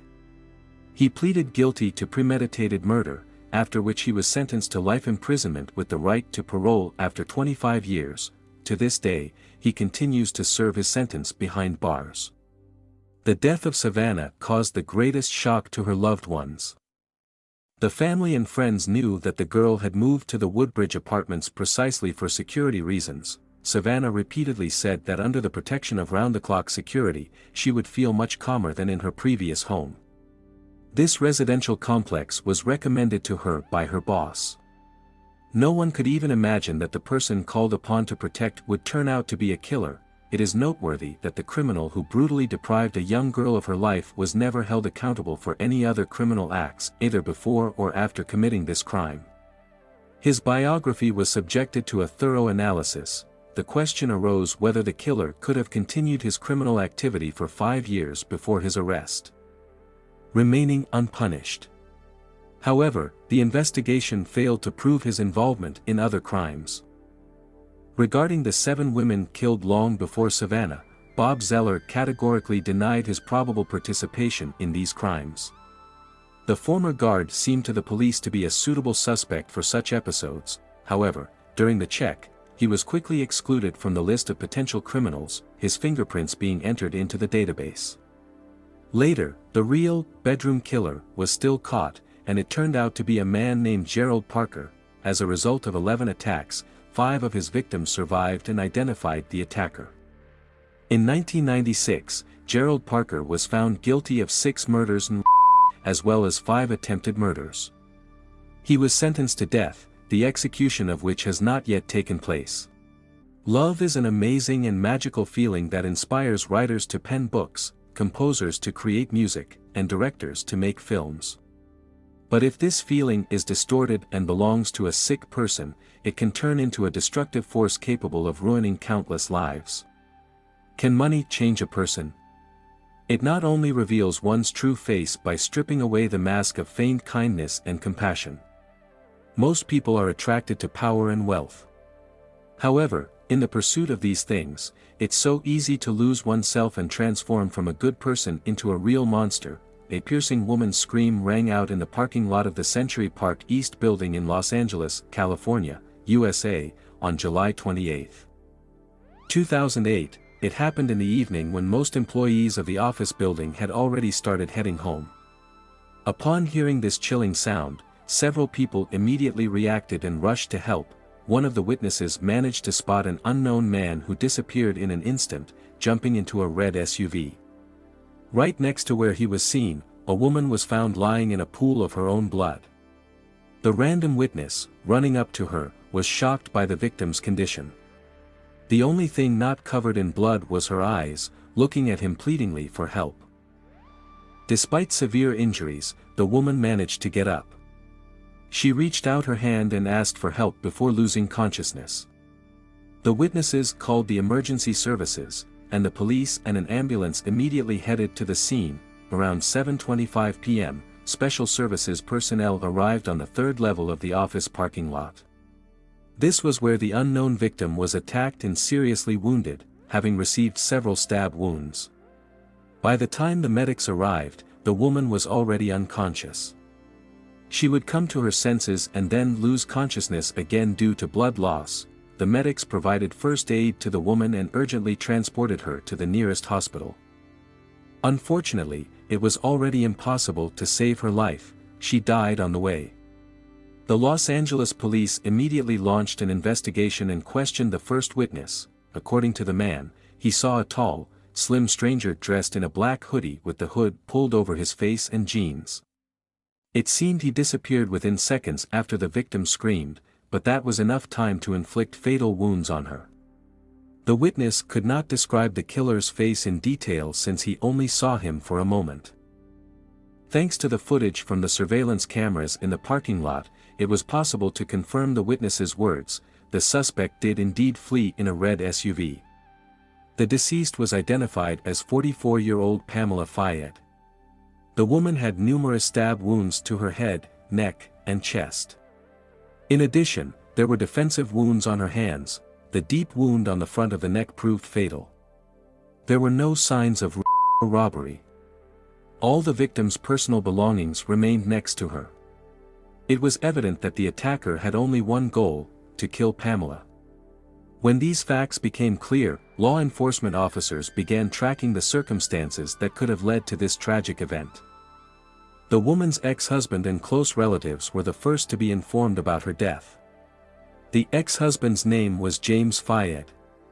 Of course, in such situations, the perpetrator is often found among the closest circle.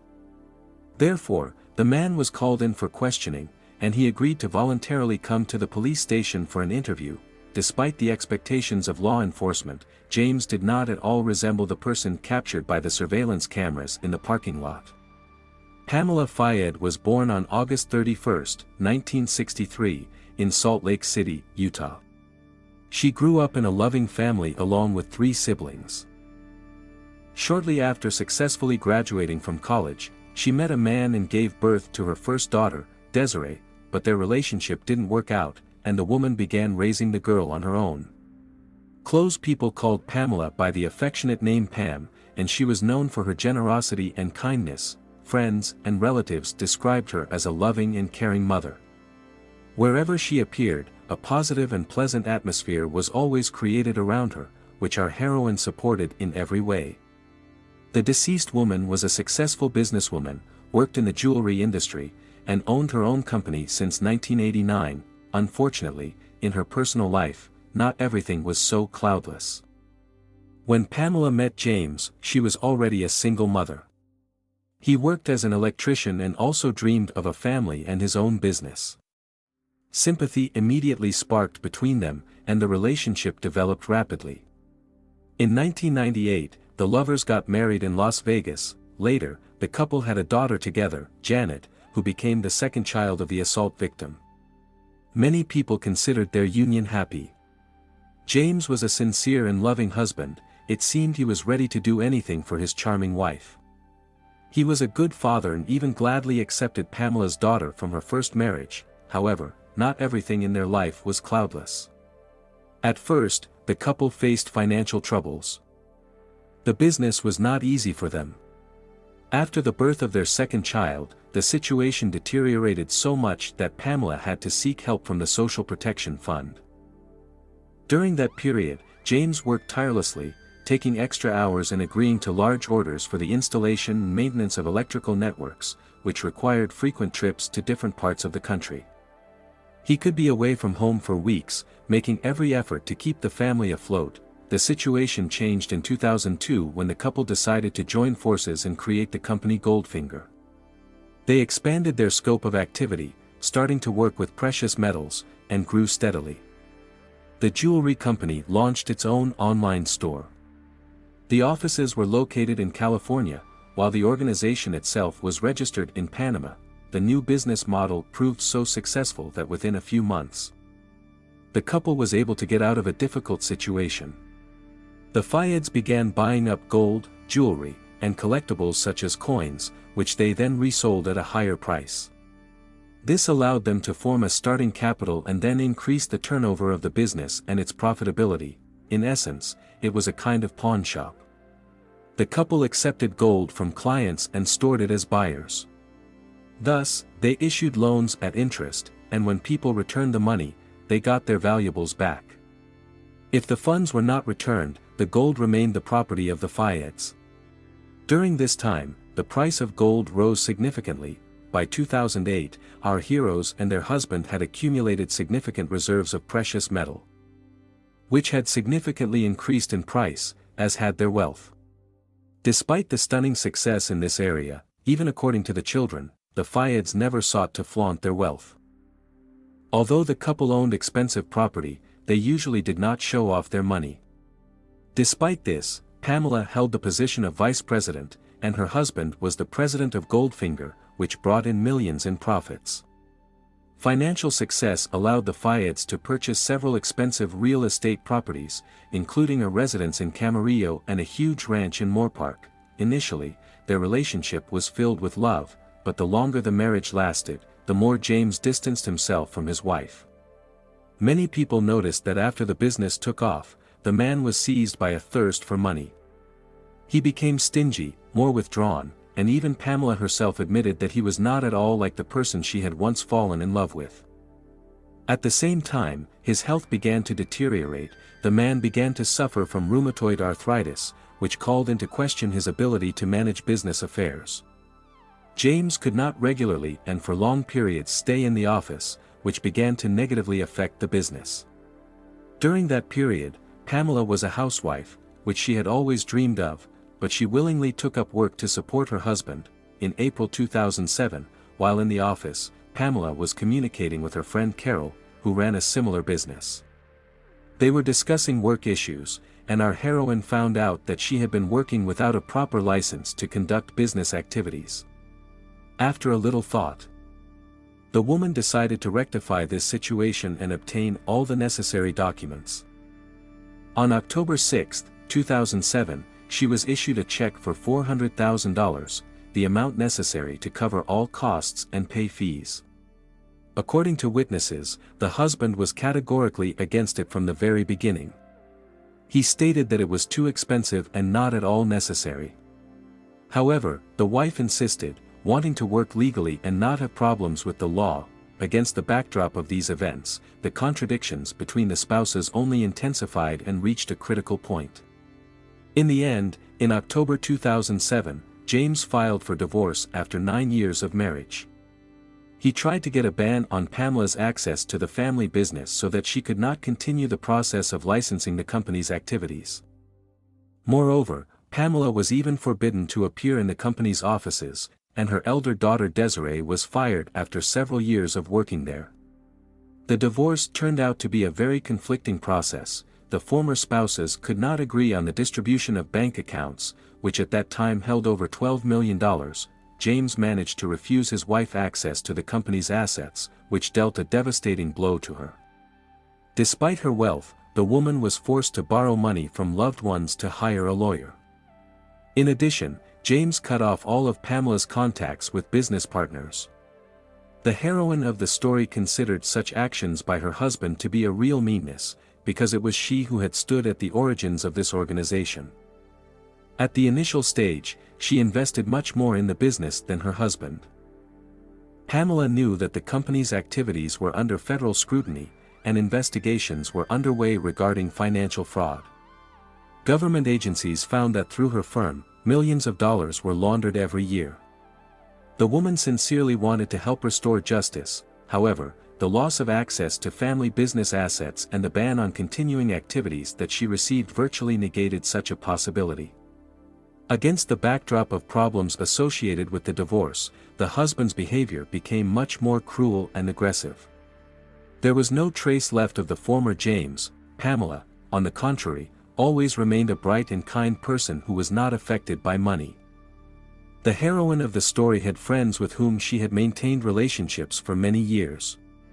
Fortunately, after the controversial court proceedings, Pamela's ownership of the business was recognized, so she was able to get what rightfully belonged to her. On the day of her death, July 28, 2008, James and Pamela met with their lawyers to resolve the existing problems in their favor. The federal investigation was still ongoing.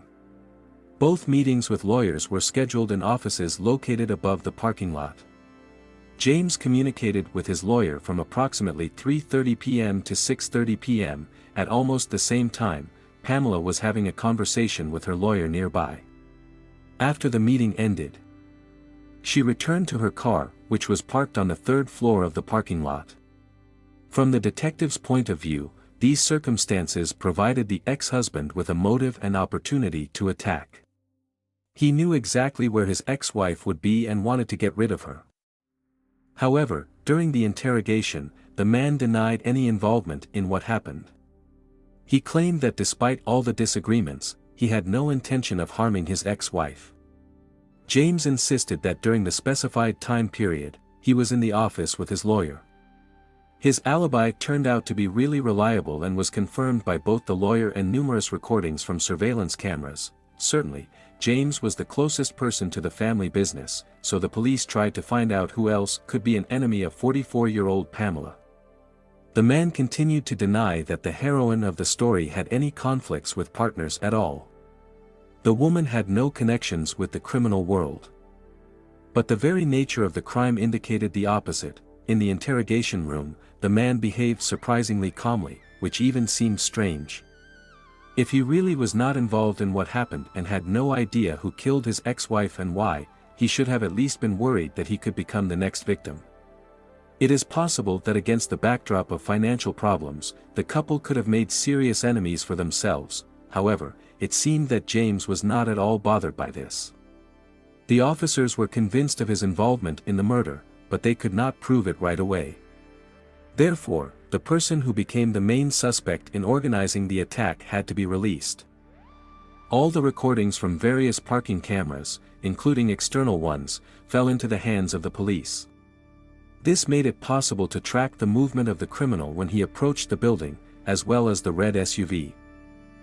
The surveillance camera footage revealed something unusual. James, leaving the building, behaved surprisingly calmly, even too much so, given the constant fuss around. At the same time, the main suspect just stood there, and then, as if nothing had happened, headed toward his car. It seemed that he was not at all worried about what had happened. The detectives regarded such behavior as evidence that the criminal knows perfectly well what awaits him inside the building, and therefore does not want to be at the epicenter of events when the police arrive there. Meanwhile, the investigators continued to analyze the video recordings they had obtained. It became obvious that the heroine of the story fell into a trap when she approached her car. There was no doubt that she was being watched. A suspicious red SUV drove up and stopped in the next lane. Then it moved, cutting off the woman's escape routes. As soon as she took the keys out of her purse and tried to get into the car, the attacker jumped out and attacked her with a knife, leaving no chance of escape. The killer sneakily attacked from behind, although he was much bigger and heavier than his victim. According to forensic experts, the massacre lasted from 1 to 3 minutes. Despite desperate resistance, the criminal's knife reached its target. The blow to the throat proved fatal. The wound was so deep that the victim survived only a few minutes, quickly losing consciousness. In just 3 to 4 minutes, the woman died without even waiting for the ambulance to arrive.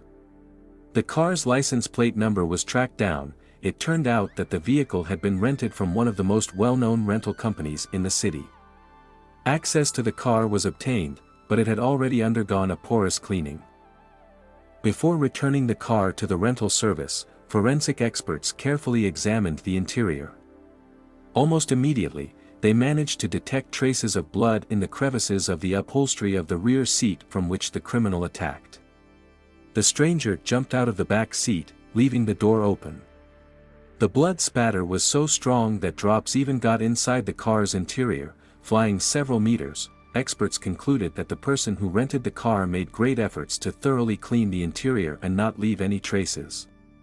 The surveillance cameras worked flawlessly. Law enforcement officers managed to see the faces of 3 people who were in the car before and after the attack. By comparing the fingerprints collected from the car with existing databases, it was possible to establish the names of the alleged killers. They turned out to be Jose Moya, Gabriel Marquez, and Stephen Moya. Of this trio, only Jose was personally acquainted with James and Pamela, and for several years at that, the man was hired to work on the ranch where the Fayed family lived. He helped with the household and lived in a guest house on the estate. In addition, Jose was in a relationship with James' sister, Mary. In terms of characteristics, he was very similar to the killer captured by surveillance cameras in the parking lot. Investigators gained access to the phone records and GPS data of the crime suspects. The cell phones of Gabriel and Stephen were signaling near the nearest cell tower around the time of the murder. It was located just 100 meters from the parking lot. They also managed to obtain a number of text messages that James and Jose exchanged. However, the exact content of these messages could not be established. The correspondence was edited. At that time, the police did not yet have the technical capabilities to restore them. Despite this, law enforcement officers gradually accumulated more and more indirect evidence linking the direct perpetrators and the alleged mastermind to the crime. However, this was not enough, because the exchange of text messages could easily be explained by the fact that James was communicating with his contractor about work on the ranch. More substantial evidence was needed to bring the killers and the one who hired them to justice. As soon as the official investigation into the activities of Goldfinger began, law enforcement agencies quickly identified a probable motive for the crime. The FBI and the tax service were involved in the work, and they managed to uncover 2 schemes aimed at money laundering. The jewelry business turned out to be connected with another company through which tens of millions of dollars obtained by criminal means were laundered. Although the jewelry firm itself was not directly involved in financial fraud, its involvement made it possible to put pressure on James. Obviously, he received significant profits from illegal activities, using his wife's business. Given the lack of direct evidence of the man's involvement in the murder, he was charged with financial fraud. This made it possible to restrict his access to any financial transactions. In addition, government agencies were able to conduct a thorough audit of the jewelry company's activities. When James began to have health problems, it significantly shook his self-confidence. Money made him believe in his own invincibility, but the unbearable pain from rheumatoid arthritis dispelled this illusion. To alleviate his suffering, he began taking various pain medications prescribed by the doctor. Eventually, the man even developed an addiction to these drugs. The person whom the heroine of the story once sincerely loved changed beyond recognition. James almost completely lost the ability to control the business. At the same time, Pamela was ready to devote herself entirely to this cause. For several years, James regularly stayed in the hospital for regular treatment courses. He became more aloof, and family members felt that the gap between them was only growing. It became clear why James so resolutely opposed the licensing of activities initiated by Pamela. In essence, this opened up full access to the company's financial records, which would automatically expose all his machinations. At the same time, the wife did not even suspect the existence of shadow schemes and tried to conduct business legally. When the husband realized that it would not be possible to stop Pamela, he flew into a rage. James provoked several serious quarrels, during which he did not restrain himself in his statements. He was clearly trying to intimidate and morally break his wife in order to prepare the ground for a future divorce. He partially succeeded in this.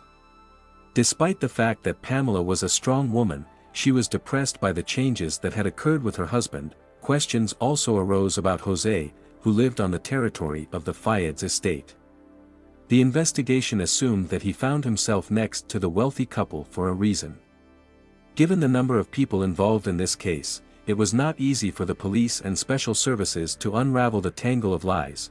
It was not ruled out that Jose had gained the Fayed's trust with a specific purpose. It is quite likely that he planned to deal with the couple and their children one by one in order to eventually take possession of the gold. He knew perfectly well where the valuables were stored on the ranch. In fact, Jose was not just a hired worker. He became a trusted person of the business owners. He was even allowed to transport gold. Everyone described Jose as a good-natured and positive man. But now he showed his true face. Literally a month after Pamela's death, he was accused of premeditated murder. Of course, Jose did not confess to the crime committed and denied in every possible way the presence of a customer. To put this man behind bars for a long time, much more evidence was needed than just recordings from surveillance cameras. James was charged with conducting illegal activities related to finance. It was found out that Pamela did not start obtaining a license and paying all the necessary fees and duties by chance. The FBI had contacted her even before the murder. It was then that the woman learned about her husband's financial fraud. The agents confirmed that the heroine of the story was ready to cooperate with the investigation. However, no official agreements were concluded. The woman's desire to license her activities was regarded as a desire to contribute to the exposure of criminal schemes. A meeting with an agent was scheduled, but it never took place. The heroine of the story was killed. Law enforcement officers were convinced that James Fayed had learned about the leak of information. After that, it became clear to him that his wife intended to interfere with his illegal activities. This was a strong motive for organizing the crime and eliminating the person who could stand in his way. At the scheduled meeting, Pamela was to be provided with irrefutable evidence of James' crimes, who for many years had used the family business for illegal enrichment. On August 1, 2008, 45-year-old James Fayed was arrested on his own ranch. The arrest was carried out by FBI agents. Finally, he was officially announced the list of charges and taken into custody. The man immediately demanded his lawyer and continued to claim that he had no idea what was happening. He denied any involvement in criminal activity, referring to his wife, who had been at the origins of the business. And supposedly it was she who violated the law. Of course, this was a lie, because everything that the investigators said had already been proven. Some time after that, James was charged with the murder of his ex-wife. Despite this, the man denied his guilt in every possible way, as well as on previous points. According to him, his wife was more valuable to him alive, but he never managed to provide convincing arguments in support of this statement. Given his behavior during the divorce, he was going to get the most out of the breakup anyway. Pamela's death provided an opportunity to avoid prosecution and the need to share property, but it seemed impossible to prove this at this stage of the investigation. All records of telephone conversations and correspondence between the criminals were destroyed. Given the connection between the alleged perpetrator and the customer, the judges could reject the prosecution's arguments. Unexpectedly, one of the prisoners with whom James was in prison while awaiting trial came to the rescue. On September 9, 2008, one of the FBI agents received information that a prisoner named Smith wanted to talk to the police. According to him, James behaved suspiciously, but at the same time they managed to find a common language and communicate quite frankly. Smith also believed that the main suspect was involved in the murder as a customer, to obtain irrefutable evidence. He agreed to wear special eavesdropping equipment after returning to his cell. In exchange for this, Smith expected to receive a less severe punishment for his offenses. He was provided with everything necessary, and that same evening he began a frank conversation with his cellmate. All this was secretly recorded and became valuable evidence of James' guilt. Again, the man openly confessed to his so-called friend that he had organized the murder of his ex-wife. He instigated Jose to do this, offering him $25,000. As it turned out, after that he planned to hire a hitman to eliminate the perpetrator and cut off the only thread that connected him with Pamela's death. Jose was supposed to die so as not to be able to testify against him, but ill fate bypassed the perpetrator. When the murder plan was maturing, James was in the process of divorcing his wife. Already after the dissolution of the marriage, as a result of which Pamela received $1 million, he went mad with rage and turned to his employee. This first happened in October 2007. Jose agreed to carry out the order and, in turn, hired 2 more assistants. This entire bloodthirsty company was recorded by parking cameras when they were sitting in a red SUV. By all indications, Jose was afraid to attack the businesswoman alone. It was assumed that the partners would provide cover for him if necessary. Thus, 3 adult men went to kill a frail woman. James regretted that the criminals turned out to be short-sighted and shown in front of witnesses and cameras in a bright, noticeable car that was easy to track, although he recommended that they do everything inconspicuously in another place. Now James was trying to put things in order and cover all traces so as not to end up on death row. Pamela's daughter from her first marriage enthusiastically spoke about what a wonderful man James was at the beginning of his relationship with her mother. He really managed to become a real father to her. Until the last minute of her mother's life, the girl was grateful to him for this. Of course, after this tragedy, those feelings disappeared without a trace. In fact, alarming harbingers of the murder were noticed even during the divorce process. Once Pamela visited her friend in a state of strong agitation and nervousness. She smoked incessantly, lighting one cigarette after another. When she finally managed to explain the reason for such behavior, she said that she had the feeling that Jose was stalking her. Shortly before this incident, she ran into him several times. In any case, for a year she lived in fear, could not relax, and constantly looked over her shoulder. In 2011, court hearings began in the case of the murder of Pamela Fayed. Many witnesses testified at the trial, including even the accused sister Mary, who was dating the hired killer. The young woman admitted that her brother had previously tried to involve her in planning the crime, but she rejected his offer. Mary turned to James' other sister, Patty. She offered Patty's husband, who served as a police officer in the state of Wyoming, to commit murder for a reward. Patty was shocked by this unexpected offer and strongly opposed it. After a stormy reaction and negative attitude from Patty, Mary suddenly stated that it was all an unfortunate joke and asked not to tell anyone about their conversation. James' lawyer made every effort to justify his client and show him in the best light, but in the current situation, it was extremely difficult. In fact, no one spoke about him positively. James was described as a person with a nasty character, although hard-working, very harsh and quick-tempered, especially after the onset of the disease. In the end, the prosecutor's office managed to prove the guilt of the killer who had dealt with his own wife with the hands of other people. The jury found him guilty of first-degree murder, as well as conspiracy to commit murder. James was sentenced to death. His lawyer filed numerous appeals, but they were all rejected. Currently, the convict is in San Quentin State Prison, awaiting execution.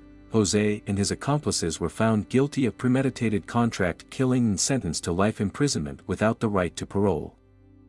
$17 million from the accounts of Goldfinger were returned to the victims of James' fraudulent actions, who numbered over 1,000 people. Finally, James was charged not only with murder but also with the illegal use of his wife's business and property for the purpose of money laundering.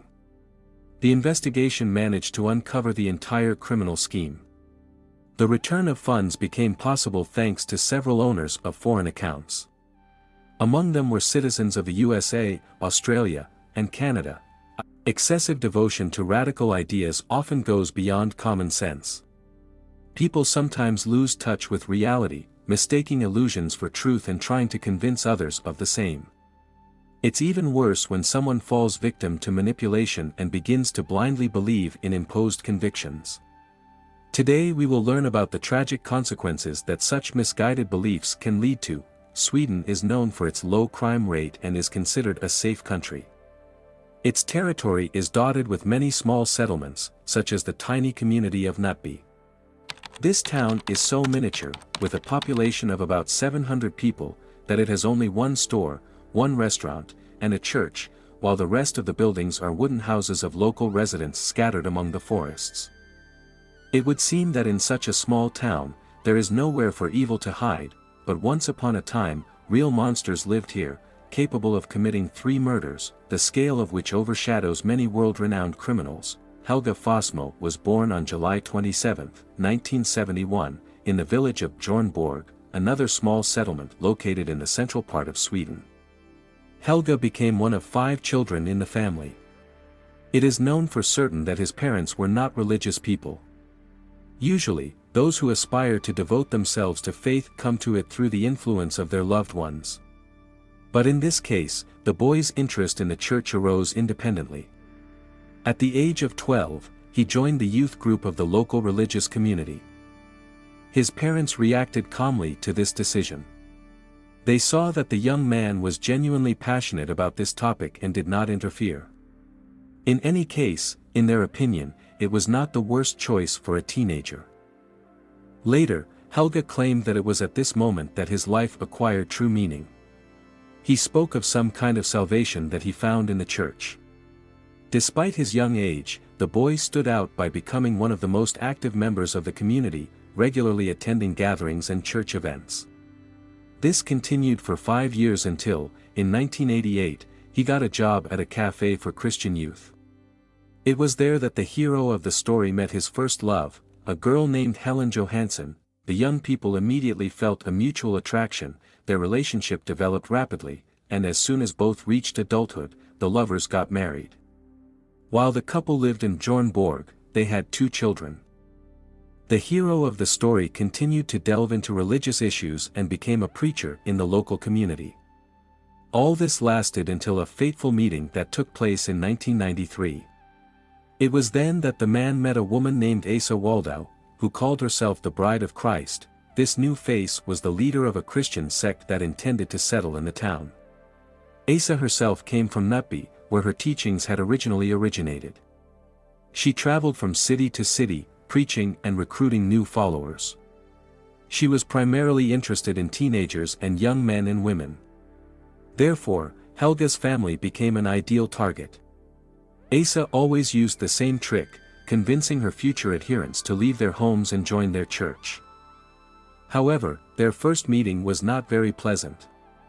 When Asa first spoke with the devout Christian Helge, he reacted quite harshly and noted that he had never heard of a woman being a pastor. In addition, the philosophy of her teachings and interpretation of the Holy Scriptures seemed too radical to him. He was skeptical of her words, especially after realizing that she represented not just a religious movement, but a real sect, but Asa was not one to give up easily. She was interested in the Fossmo family and wanted to involve this couple in her ranks. However, she understood that she would have to act carefully and methodically. Over the next few years, the woman spent a lot of time gaining the trust of the young family and convincing them of the harmlessness of the community's activities. At the same time, she imposed her teachings, which increasingly fascinated Helge. It took almost 4 years, from 1993 to 1997, finally, Asa persuaded the young Fossmo couple to join her teachings and even move to Nutby. Initially, it was presented as an ordinary friendly visit. She showed what their church looked like from the inside and told in more detail about her work and the goals they pursued. Gradually, Asa increasingly captured the attention of her victims. She liked to point out the shortcomings of the traditional church, which eventually sowed a seed of doubt in the mind of our hero. And so they moved to Nutby, closer to Asa's church. In fact, the organization already had many followers. A significant part of the small town's community consisted of religious parishioners who were involved in various activities necessary to support the functioning of the church. In turn, it provided jobs for those in need. Almost all members of the community had their own responsibilities, and many of them were related specifically to religious activities. On the one hand, this formed a strong sense of unity. Everyone knew each other well, supported and protected one another. The residents of Nutby were truly close-knit people who gladly accepted the preacher and his young family into their ranks. Helge willingly took on the same role he had before moving, becoming the pastor of the new church. Quite quickly, unconventional motives began to be noticed in his sermons. He often spoke about taboo topics such as and death, and in rather dubious interpretations. Such a radical approach to interpreting the Holy Scriptures was not close to all parishioners, but despite this, Helge continued his mission. 2 years after moving, the Fossmo family had a third child. Because of this, the burden on everyone increased. Therefore, the parents decided to find a nanny. After a short search, they chose Sarah Svensson, who had just moved to the town and was also inspired by Asa's work. Sarah was raised in a Christian community, in a believing family. From childhood, she suffered from severe allergies and limitations, unable to live a normal life. All this time, Sarah was cared for by her mother, with whom they became very close. Unfortunately, the woman died after a long illness when the girl was 11 years old. This event had a devastating impact on the child. She ran away from home, turning into a troubled teenager. After his wife's death, the burden of upbringing fell on Sarah's father's shoulders. Despite the fact that the man devoted all his free time to his daughter, he could not be torn apart, as he worked a lot. They also formed a fairly close bond, but the man could not replace the mother. Sarah stayed with her father until she accidentally met Asa during her pilgrimage to a neighboring city. This happened at a Bible study lesson. The two women quickly found common ground. The girl turned out to be an excellent candidate for recruitment, so it was not difficult for the preacher to find her weaknesses and skillfully use them to attract the younger generation to her ranks. Sarah decided to move to Nutby to be closer to the church and comprehend the paths that the enlightened Asa spoke about. During this period, Helge became closer to Asa than ever before. They often spent time together, engaging not only in the Holy Scriptures. These two received some messages from above, which they interpreted as prophecies sent by God. The man kept quite detailed records of these events. It was a kind of diary in which he recounted in detail the sacred revelation, what he saw and felt, as well as the interpretation of these images. In one of them, it was said that God had called him the King of Kings and Asa the Queen of Heaven. According to the pastor of the church, he appeared in the world at the very moment of the creation of the universe. And since then, he had been waiting to meet an equally magnificent creature, which Asa was.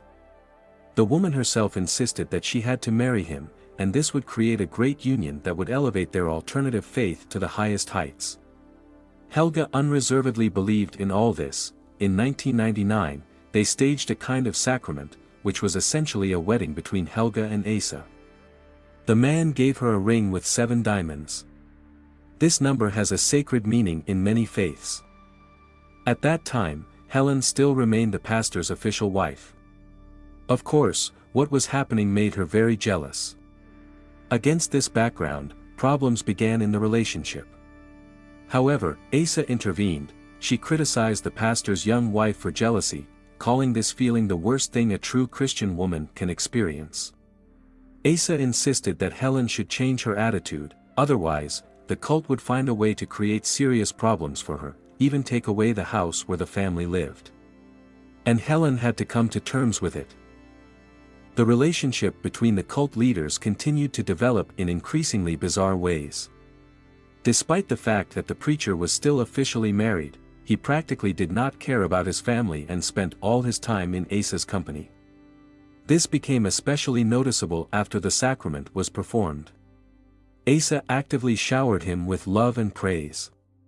In this way, she evoked the pastor's affection, which became extremely powerful. The woman used all this not to build a marriage or even to quarrel the spouses, but simply to control Helge. Asa acted very subtly and effectively, so she quickly began to control almost every action of the man. She knew everything about him,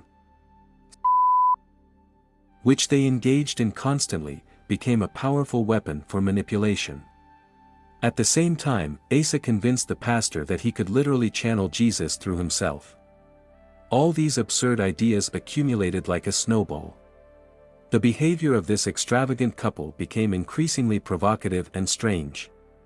Neither Helen, nor the children, nor other parishioners could influence what was happening. Given Asa's manipulative nature, all this could not end well. The tension was growing. In December 1999, a disease raged in the city. Helge and Helen also fell ill, so they stayed at home. The couple was bedridden, and most of the responsibilities fell on the nanny and housekeeper Sarah, who miraculously did not get infected. Nevertheless, the Fossmo couple remained active, trying to engage in their usual affairs. On the morning of December 18, 1999, the couple was at home. The illness did not subside, so both were very weak. They had breakfast together, and then Helge decided to lie down and rest due to his malaise. The man fell asleep soundly and through his sleep heard a knock at the door. When he woke up, his wife was nowhere to be found. It turned out that a neighbor had come to check on the couple. The man had not heard anything from them all day and became worried. The head of the family opened the door, assuring that everything was fine, but the neighbor insisted on seeing Helen as well. She did not respond to calls, although she was supposed to stay at home. The woman was nowhere to be seen. But the husband remembered that she was going to take a shower. Helge noticed that she had been gone for too long. The men became worried and decided to check what was happening. Since Helen did not answer to her name, they dared to break the lock with a simple screwdriver. Opening the door, they found Helen floating face down in a filled bathtub. The lock was locked from the inside. The woman was still in the nightgown she had worn to breakfast in the morning. Helge screamed so loudly that it attracted several more neighbors to his house. Together, they pulled the body out of the water and tried to perform cardiopulmonary resuscitation. Unfortunately, it was too late. Helen was pronounced dead at the age of 27. During the investigation, a very serious head injury was found on the woman, which could well have been fatal. According to the forensic expert, the real cause of death could have been several factors at once. Obviously, the craniocerebral trauma obtained could have led to a loss of consciousness, causing the young mother to simply drown. Even more mystery was added to this incident by the toxicological expert report. An extremely high dose of was found in the blood of the deceased. According to calculations, this alone would have been enough to kill Helen. But the woman did not take any medications, so how could they end up in her system? It could have been murder, but nevertheless. Law enforcement officials concluded that the death was an accident. They assumed that the woman slipped, fell, and hit her head on the edge of the bathtub. A big role in shaping this version was played by the testimony of the housekeeper Sarah, who confirmed the pastor's every word that Helen was alone and no one could have killed her. It seemed that the couple was in mourning and sincerely experiencing this loss, but those who knew the pastor more closely noticed some oddities in his behavior. In particular, he almost immediately got rid of all things related to his wife and no longer mentioned her. He even forbade the children to talk about their mother. Some believed that Helen's death was not an accident, but an unwanted wife was simply gotten rid of so as not to interfere. In addition, it was known that the man personally influenced the conclusion about the autopsy results. Initially, he asked not to perform an autopsy at all for religious reasons, but he was refused due to the suspicious nature of the death. Then the preacher insisted that the facts about overdose be excluded from the autopsy report.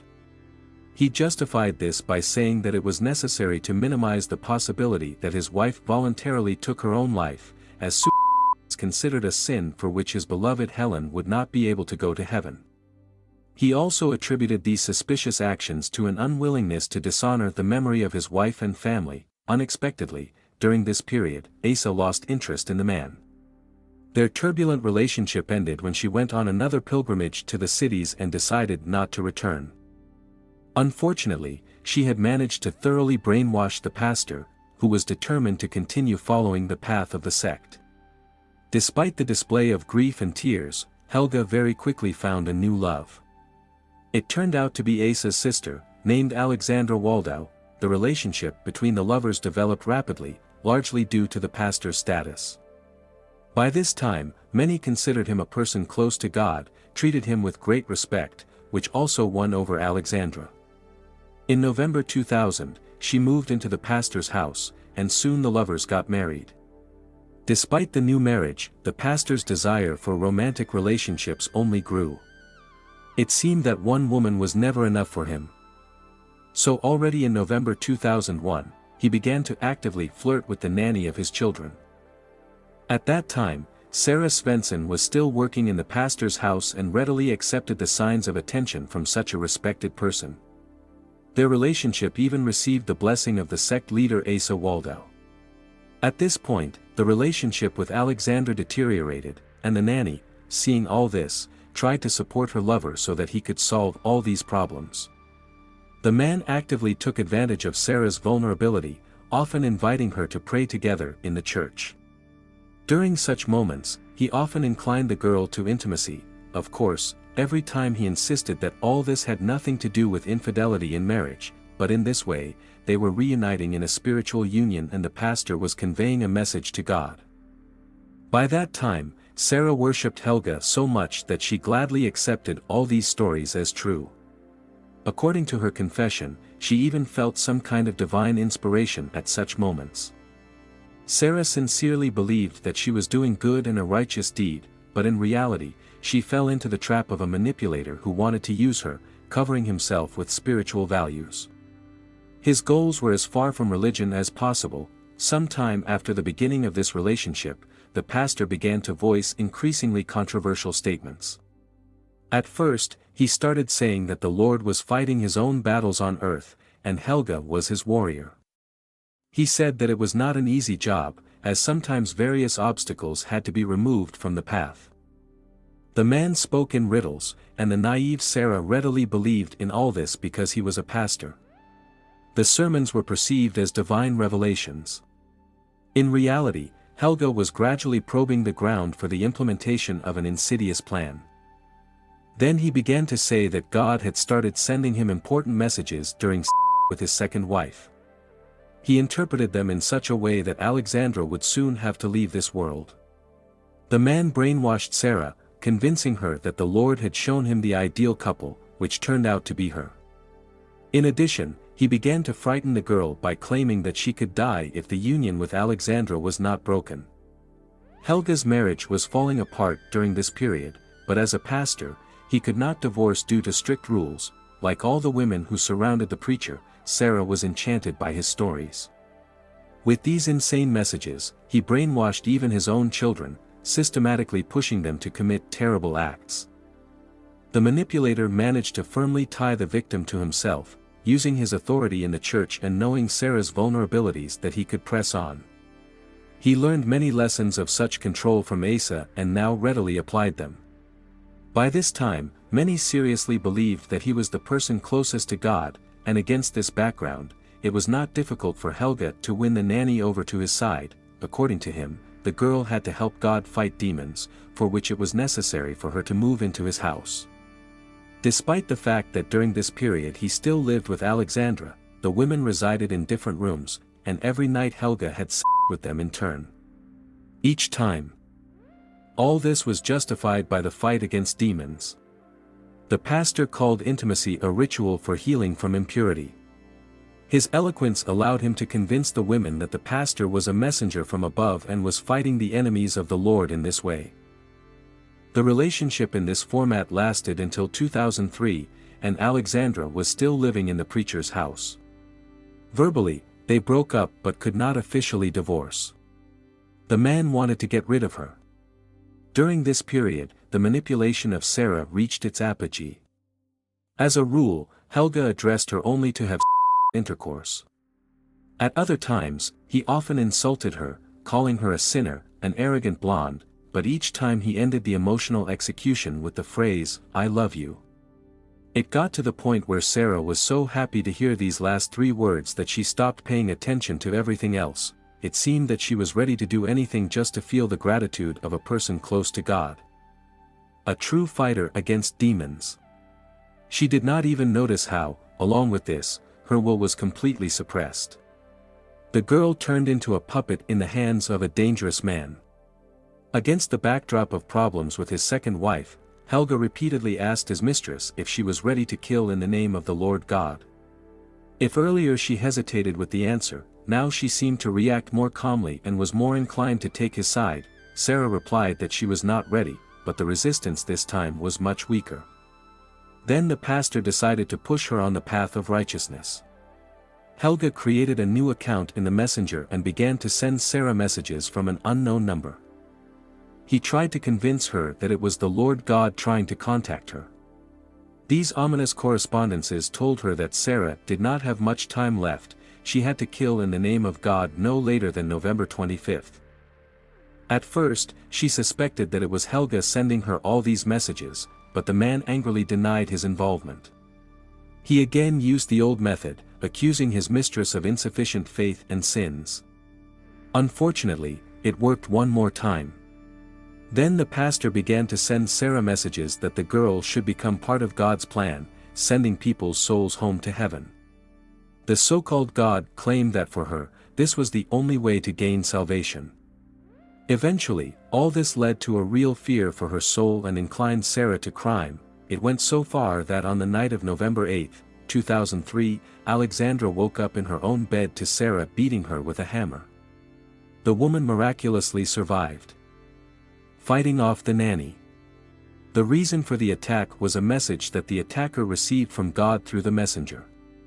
He ordered her to wake up right now and kill the pastor's wife. Surprisingly, the criminal avoided punishment, probably because Helge insisted that the incident not be reported to the police. Indeed, there were no mentions of it in the police records. After the hammer incident, the pastor could think of nothing better than to send Sarah to her father's house, supposedly as a punishment for her insolent behavior. As if the preacher was not involved in this attack and did not push the nanny to violence.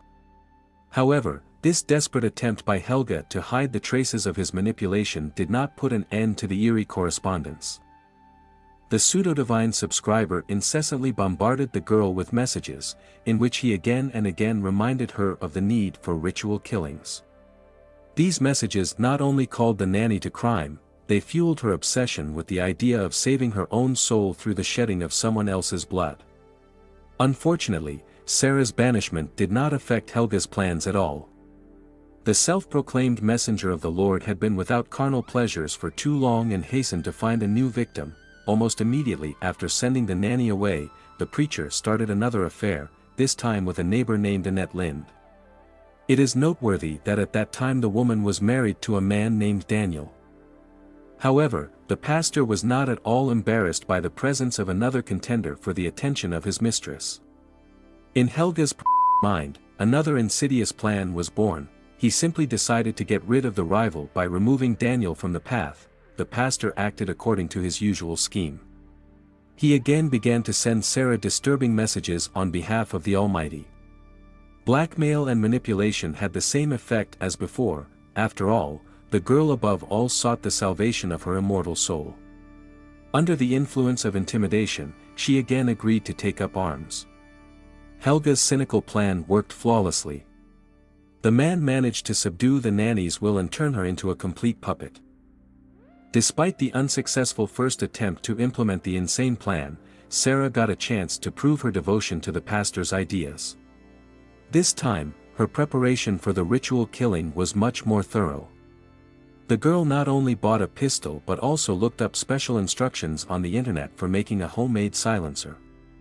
She blindly obeyed Helge's instructions, hoping to serve the Lord and gain salvation. On the morning of January 10, 2014, the obsessed nanny got into her father's car and set off for Fossmo's house. Constantly maintaining contact with the preacher, Sarah reached the desired area around 3 o'clock in the morning. By the way, at that time, 23-year-old Alexandra, Helge's new wife, was still living under the same roof with the pastor. Having parked the car half a kilometer from the crime scene, the girl began to prepare for the attack. Carefully disguised, wearing shoes of different sizes to throw the police off, she also put on thick bags on top so as not to leave any traces. Entering Fossmo's house was not difficult. The front door turned out to be unlocked. It seemed to be part of the insidious plan. The preacher had broken the lock that night to stage a robbery. Soon the criminal was already standing in the bedroom next to the carelessly sleeping Alexandra. Sarah did not even give the victim a chance to be saved. She cold-bloodedly shot the woman in the thigh. And when she opened her eyes in pain, finished her off with a shot to the head.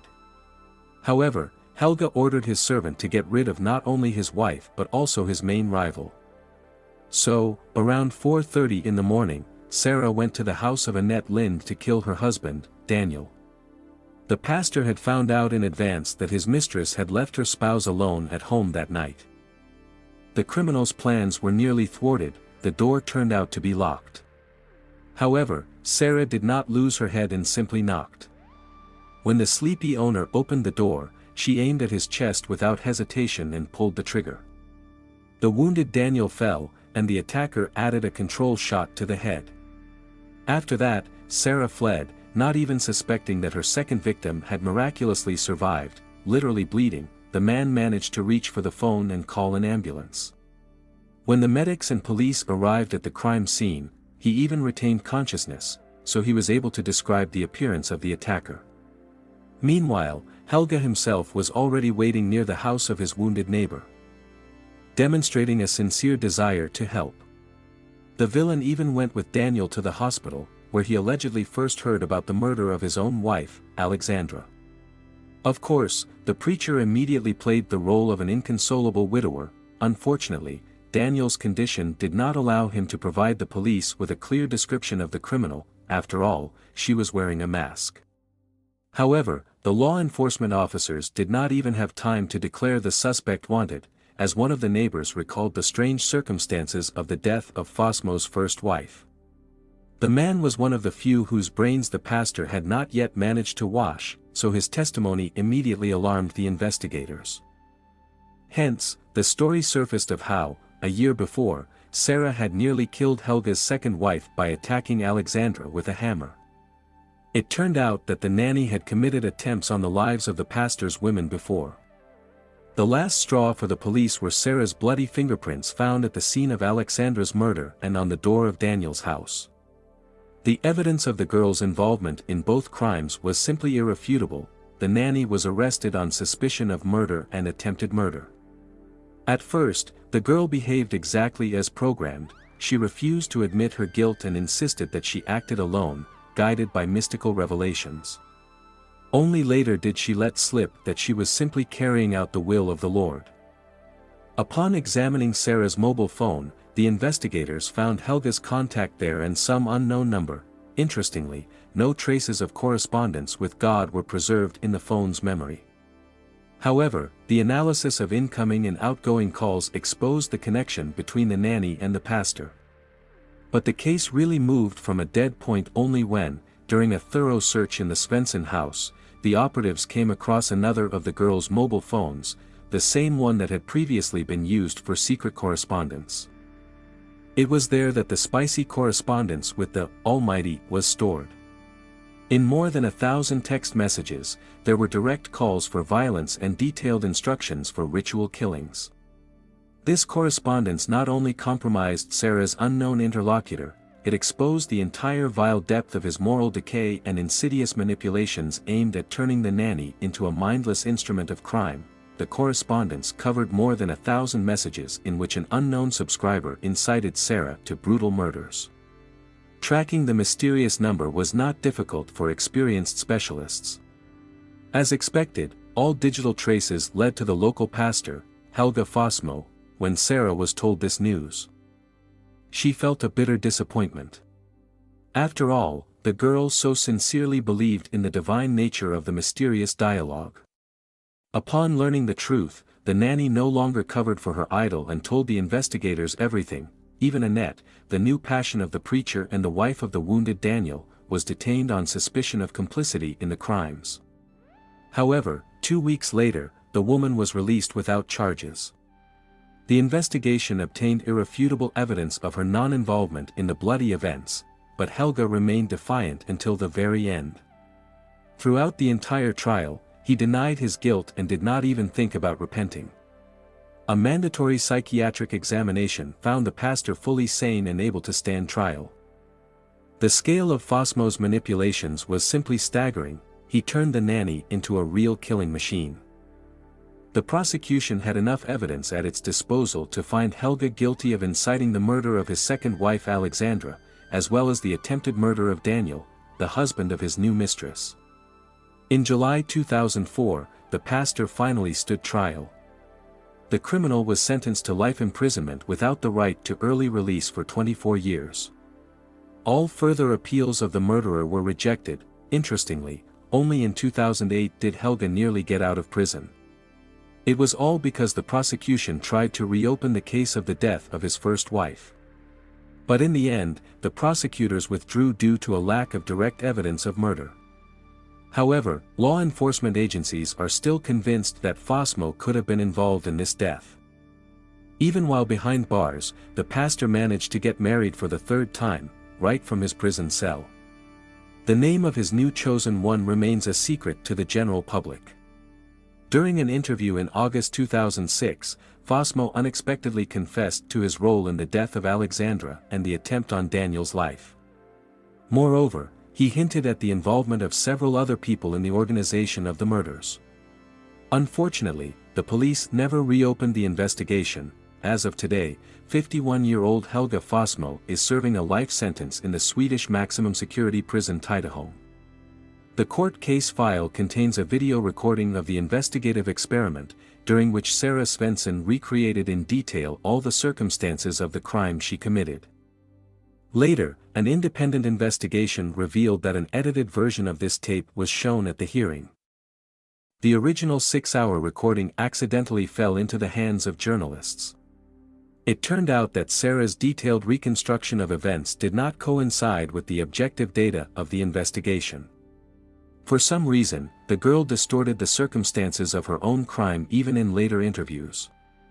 Naturally, this gave rise to a lot of questions and suspicions about the real sequence of tragic events. Some vigilant observers suggested that the murders could have been committed by Fossmo himself, who then masterfully shifted the blame onto Sarah.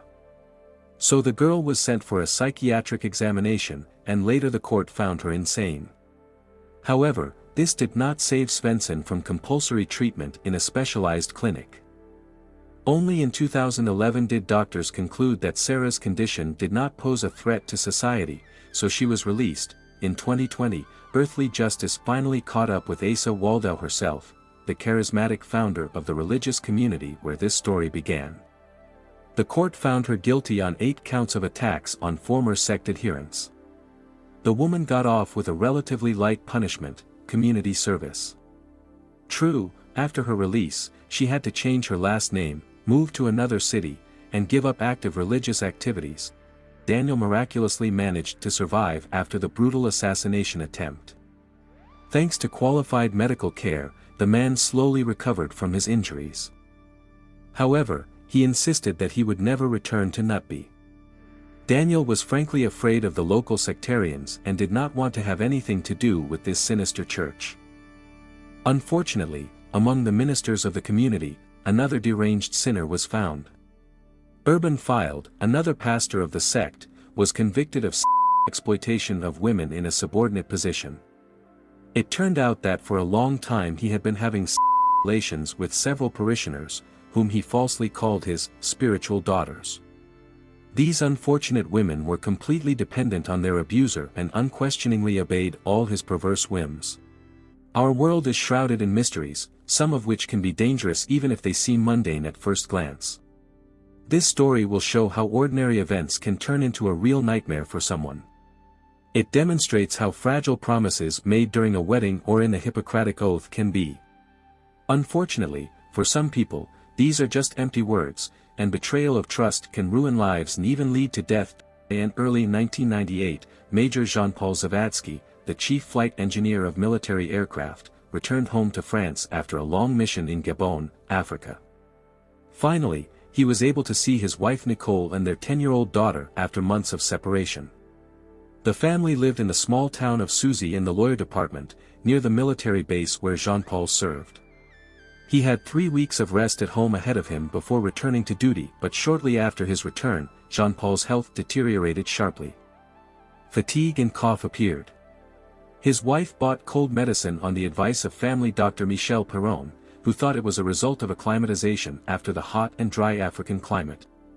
However, the condition did not improve, and a month later, the major developed red eyes, vomiting and diarrhea. He was forced to take sick leave. On February 14, the symptoms worsened, and Nicole called the doctor again. Jean-Paul was prescribed tests and new medications. He wore dark glasses to hide his reddened eyes.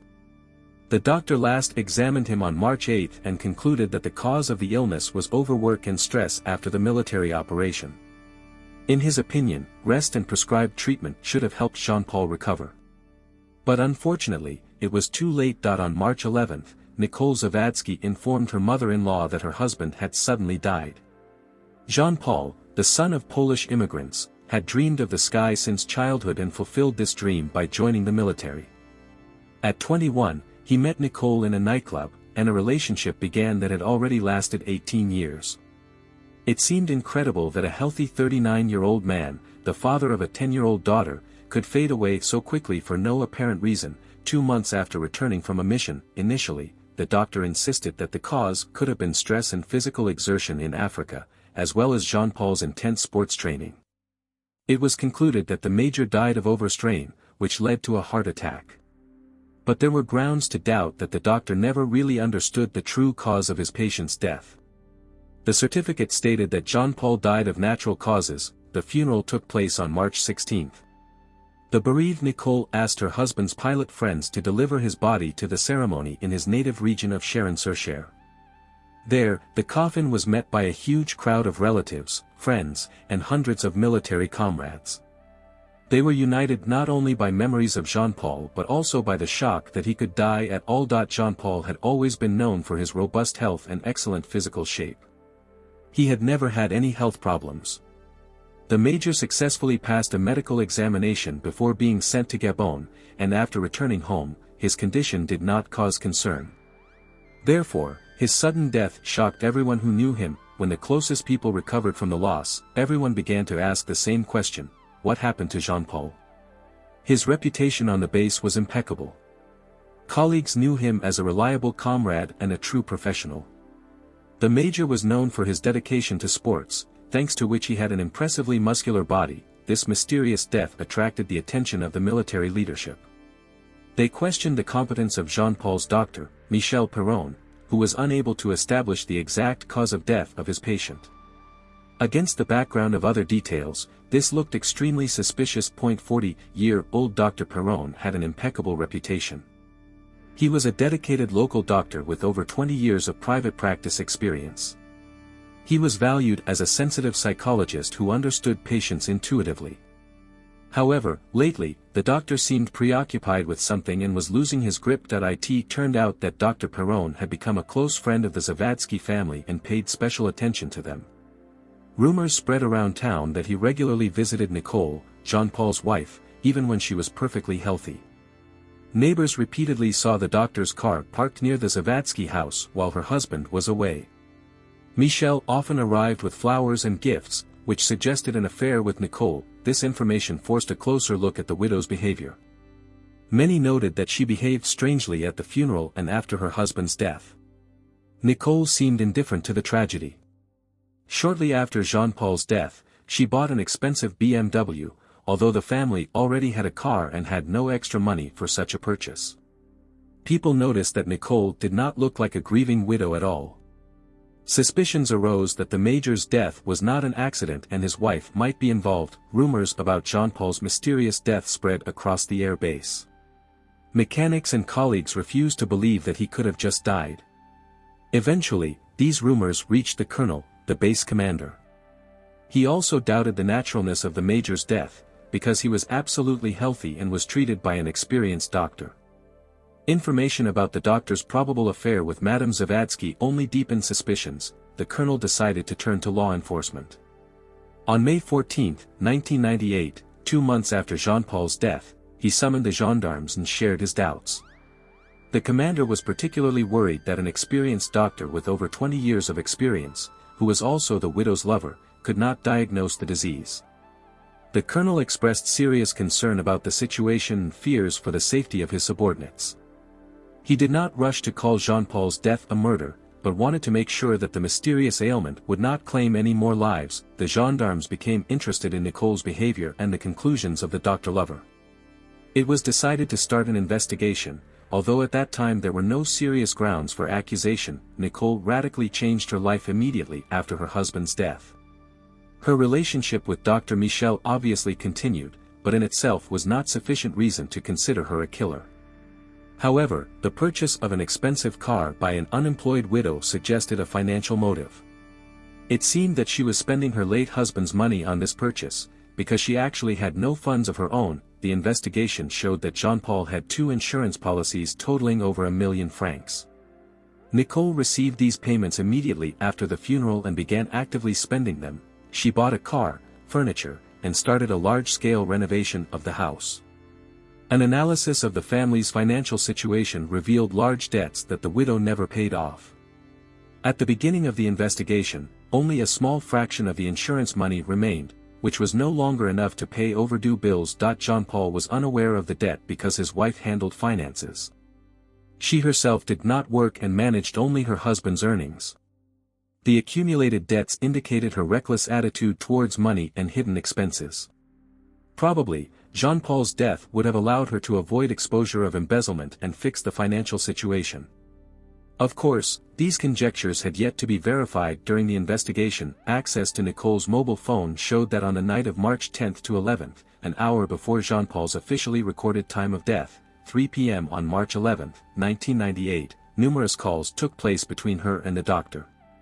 Michel indicated natural causes of death, mentioned some disease, but did not bother to detail the diagnosis. As if deliberately hiding something, the investigators faced a choice: simply look for the causes of death with limited possibilities within the framework of an ordinary investigation, or consider this case as a murder, which would give more freedom of action. The prosecutor chose the second option, which opened the way to exhumation of the body and obtaining the necessary warrants. The problem was that due to the doctor's testimony, the forensic expert did not perform an autopsy at the time. Since Jean-Paul had been buried for over 2 months, they had to act quickly. Detectives hypothesized that death was the result of poisoning. On June 2, 1998, Jean-Paul's grave was opened. Unexpectedly, the widow herself appeared at the cemetery, allegedly to pray at her husband's grave. Her presence seemed strange, because she had not shown much grief over the loss before. However, the gendarmes continued their work. They again drew attention to Nicole's suspicious behavior. She did not cry, did not look upset. Instead, she felt sick when Jean-Paul's body was brought to the surface. This could be a sign of stress from the realization that her insidious plan might be exposed and she would be punished. Immediately after the exhumation, 40-year-old Nicole was arrested on suspicion of murder and taken from the cemetery in a police car. The detention was a preventive measure to prevent her from harming herself or warning the doctor about the danger of exposure. 40-year-old Michel was also taken into custody and brought to the gendarmerie.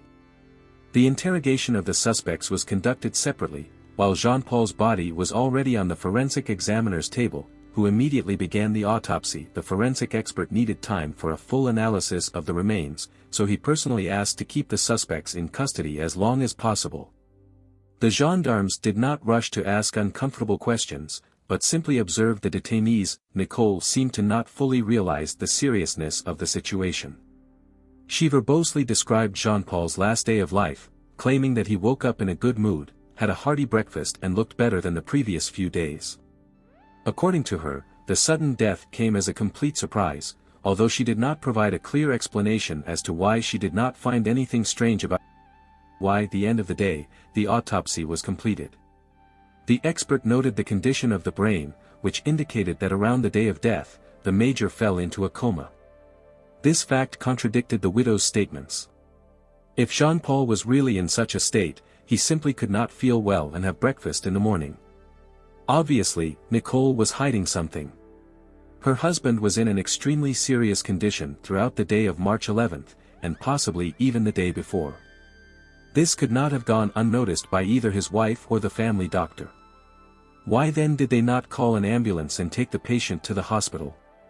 The prosecutor was convinced that he knew the answer. The couple wanted the military man dead. This news convinced the investigators that Jean-Paul was the victim of poisoning committed by his wife, and the doctor, possibly even directing her actions, covered up for his mistress. It remained to wait for the results of the toxicological examination, which usually takes a little more time. The tests showed that for 2 months, Jean-Paul had been receiving a fatal combination of several medications that together proved to be extremely toxic. The cough syrup that his wife gave him immediately after returning from Africa, along with other drugs prescribed by the doctor, had a devastating effect on the major's health. But this was only part of the poisons found in the victim's body. Soon the police managed to break the doctor. He agreed to tell the whole truth. His confession, which began at 10:30 p.m., lasted until 4:30 a.m. the next day. Michel started from afar, from meeting Nicole Zavadski 7 years ago, which forever changed his life. Their eyes met by chance when the doctor was visiting a patient near the couple's home. A spark flashed between them. At that time, Jean-Paul was participating in military operations and left his wife alone for a long time. The lovers began to see each other several times a week. Subsequently, Michel became the family doctor and a confidant of the Zavadski family. One night, Nicole called Michel and begged him to come. When he arrived, he found her crying on the floor. The woman said that she had been physically abused and by her husband. Such incidents, according to her, happened constantly. Nicole claimed that Jean-Paul also treated their 10-year-old daughter cruelly. Sympathizing, the doctor supported the major's wife and child in every possible way, managed to win the affection of both. The girl even drew him in her pictures, which she passed on to Nicole. Gradually, Michel grew close to his mistress's other relatives as well. He had a good relationship with Aunt Julie, who in telephone conversations confirmed the stories about Jean-Paul's cruelty. She was terribly worried about her niece's health and even life, because once in a fit of rage, her husband broke Nicole's arm. According to Julie, Jean-Paul's cruelty was not limited to isolated incidents. The situation reached such a point that Nicole called the family doctor several times a day, regardless of the time. Even if she called at 3 in the morning, she could spend hours complaining about the latest beatings and her husband's abuse of their daughter. It seemed that these conversations began to exhaust Michel. Nicole could call him 10 to 30 times a night. For a doctor who worked without days off, such calls every 10 to 15 minutes were devastating. He did not get enough sleep and looked tired. On the day of the major's death alone, Nicole made 6 outgoing calls to Michel, and he called her more than 300 times. This relationship exhausted the doctor so much that many patients barely recognized him. He was drained both physically and emotionally. Worrying about the safety of Nicole and her daughter, Michel paid almost no attention to the problems of other patients. He fell asleep on the go, completely absorbed in the drama of the Zavadski family. Over the 7 years of the extramarital affair, Nicole managed to completely convince her lover that Jean-Paul was a cruel tyrant. Michel was so enchanted by this woman that he left his own wife and 3 children for her. Now only the military man stood in the way of their happiness. Shortly before the tragedy, Nicole told Michel about her intention to file a domestic violence report and initiate a divorce. However, according to her, bureaucratic procedures greatly slowed down the case.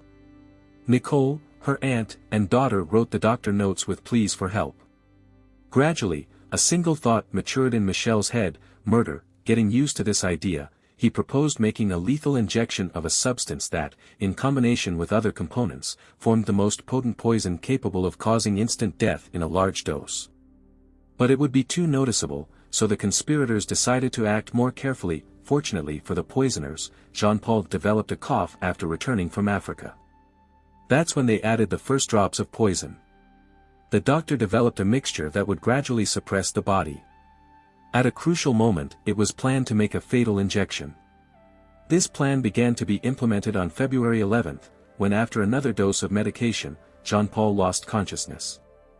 But, according to Michel's confession, he lacked the courage to kill the major then. On February 14th, Nicole tried to poison her husband with another agent that caused vomiting, diarrhea, and reddening of the eyes. The doctor who was called made an injection allegedly to alleviate the symptoms, but in fact it contained a small dose of a lethal substance. Fortunately, this was not enough, because Jean-Paul was in good health. Then Michel prescribed pills that were supposed to cause heart problems. Due to their influence, the major did indeed experience severe pain and asked for sick leave. But he still held on and resisted the poison. The failure required improvisation from the criminals observing him. The doctor supposedly prescribed magnesium, but replaced it with 2 other a new deadly cocktail. However, even after that, Jean-Paul continued to live.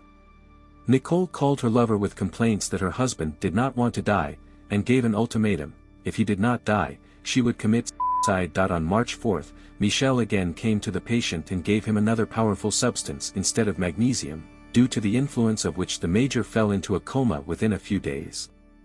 On March 11th, the doctor returned to the Zavadski house to give an injection that would make the coma irreversible. He administered the drug, took his beloved and her daughter, and took them to his home for lunch. Nicole returned around 2 p.m. and found her husband dead.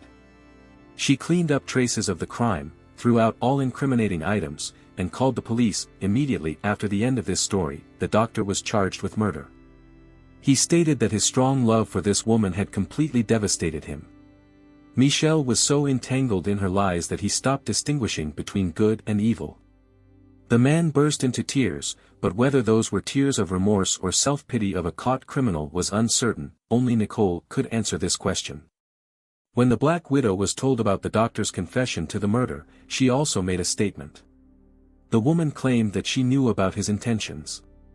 According to her, out of jealousy, Michel decided to deal with her husband, but she was not aware of his plans and sincerely believed that her lover was trying to cure Jean-Paul. Nicole allegedly learned the truth about the murder only at lunch on March 11th in the doctor's house, where they came with her daughter. It was there that Michel gave her instructions on how to behave in case of arrest. She had no choice but to follow his plan. Confirm or refute this testimony, more information was needed.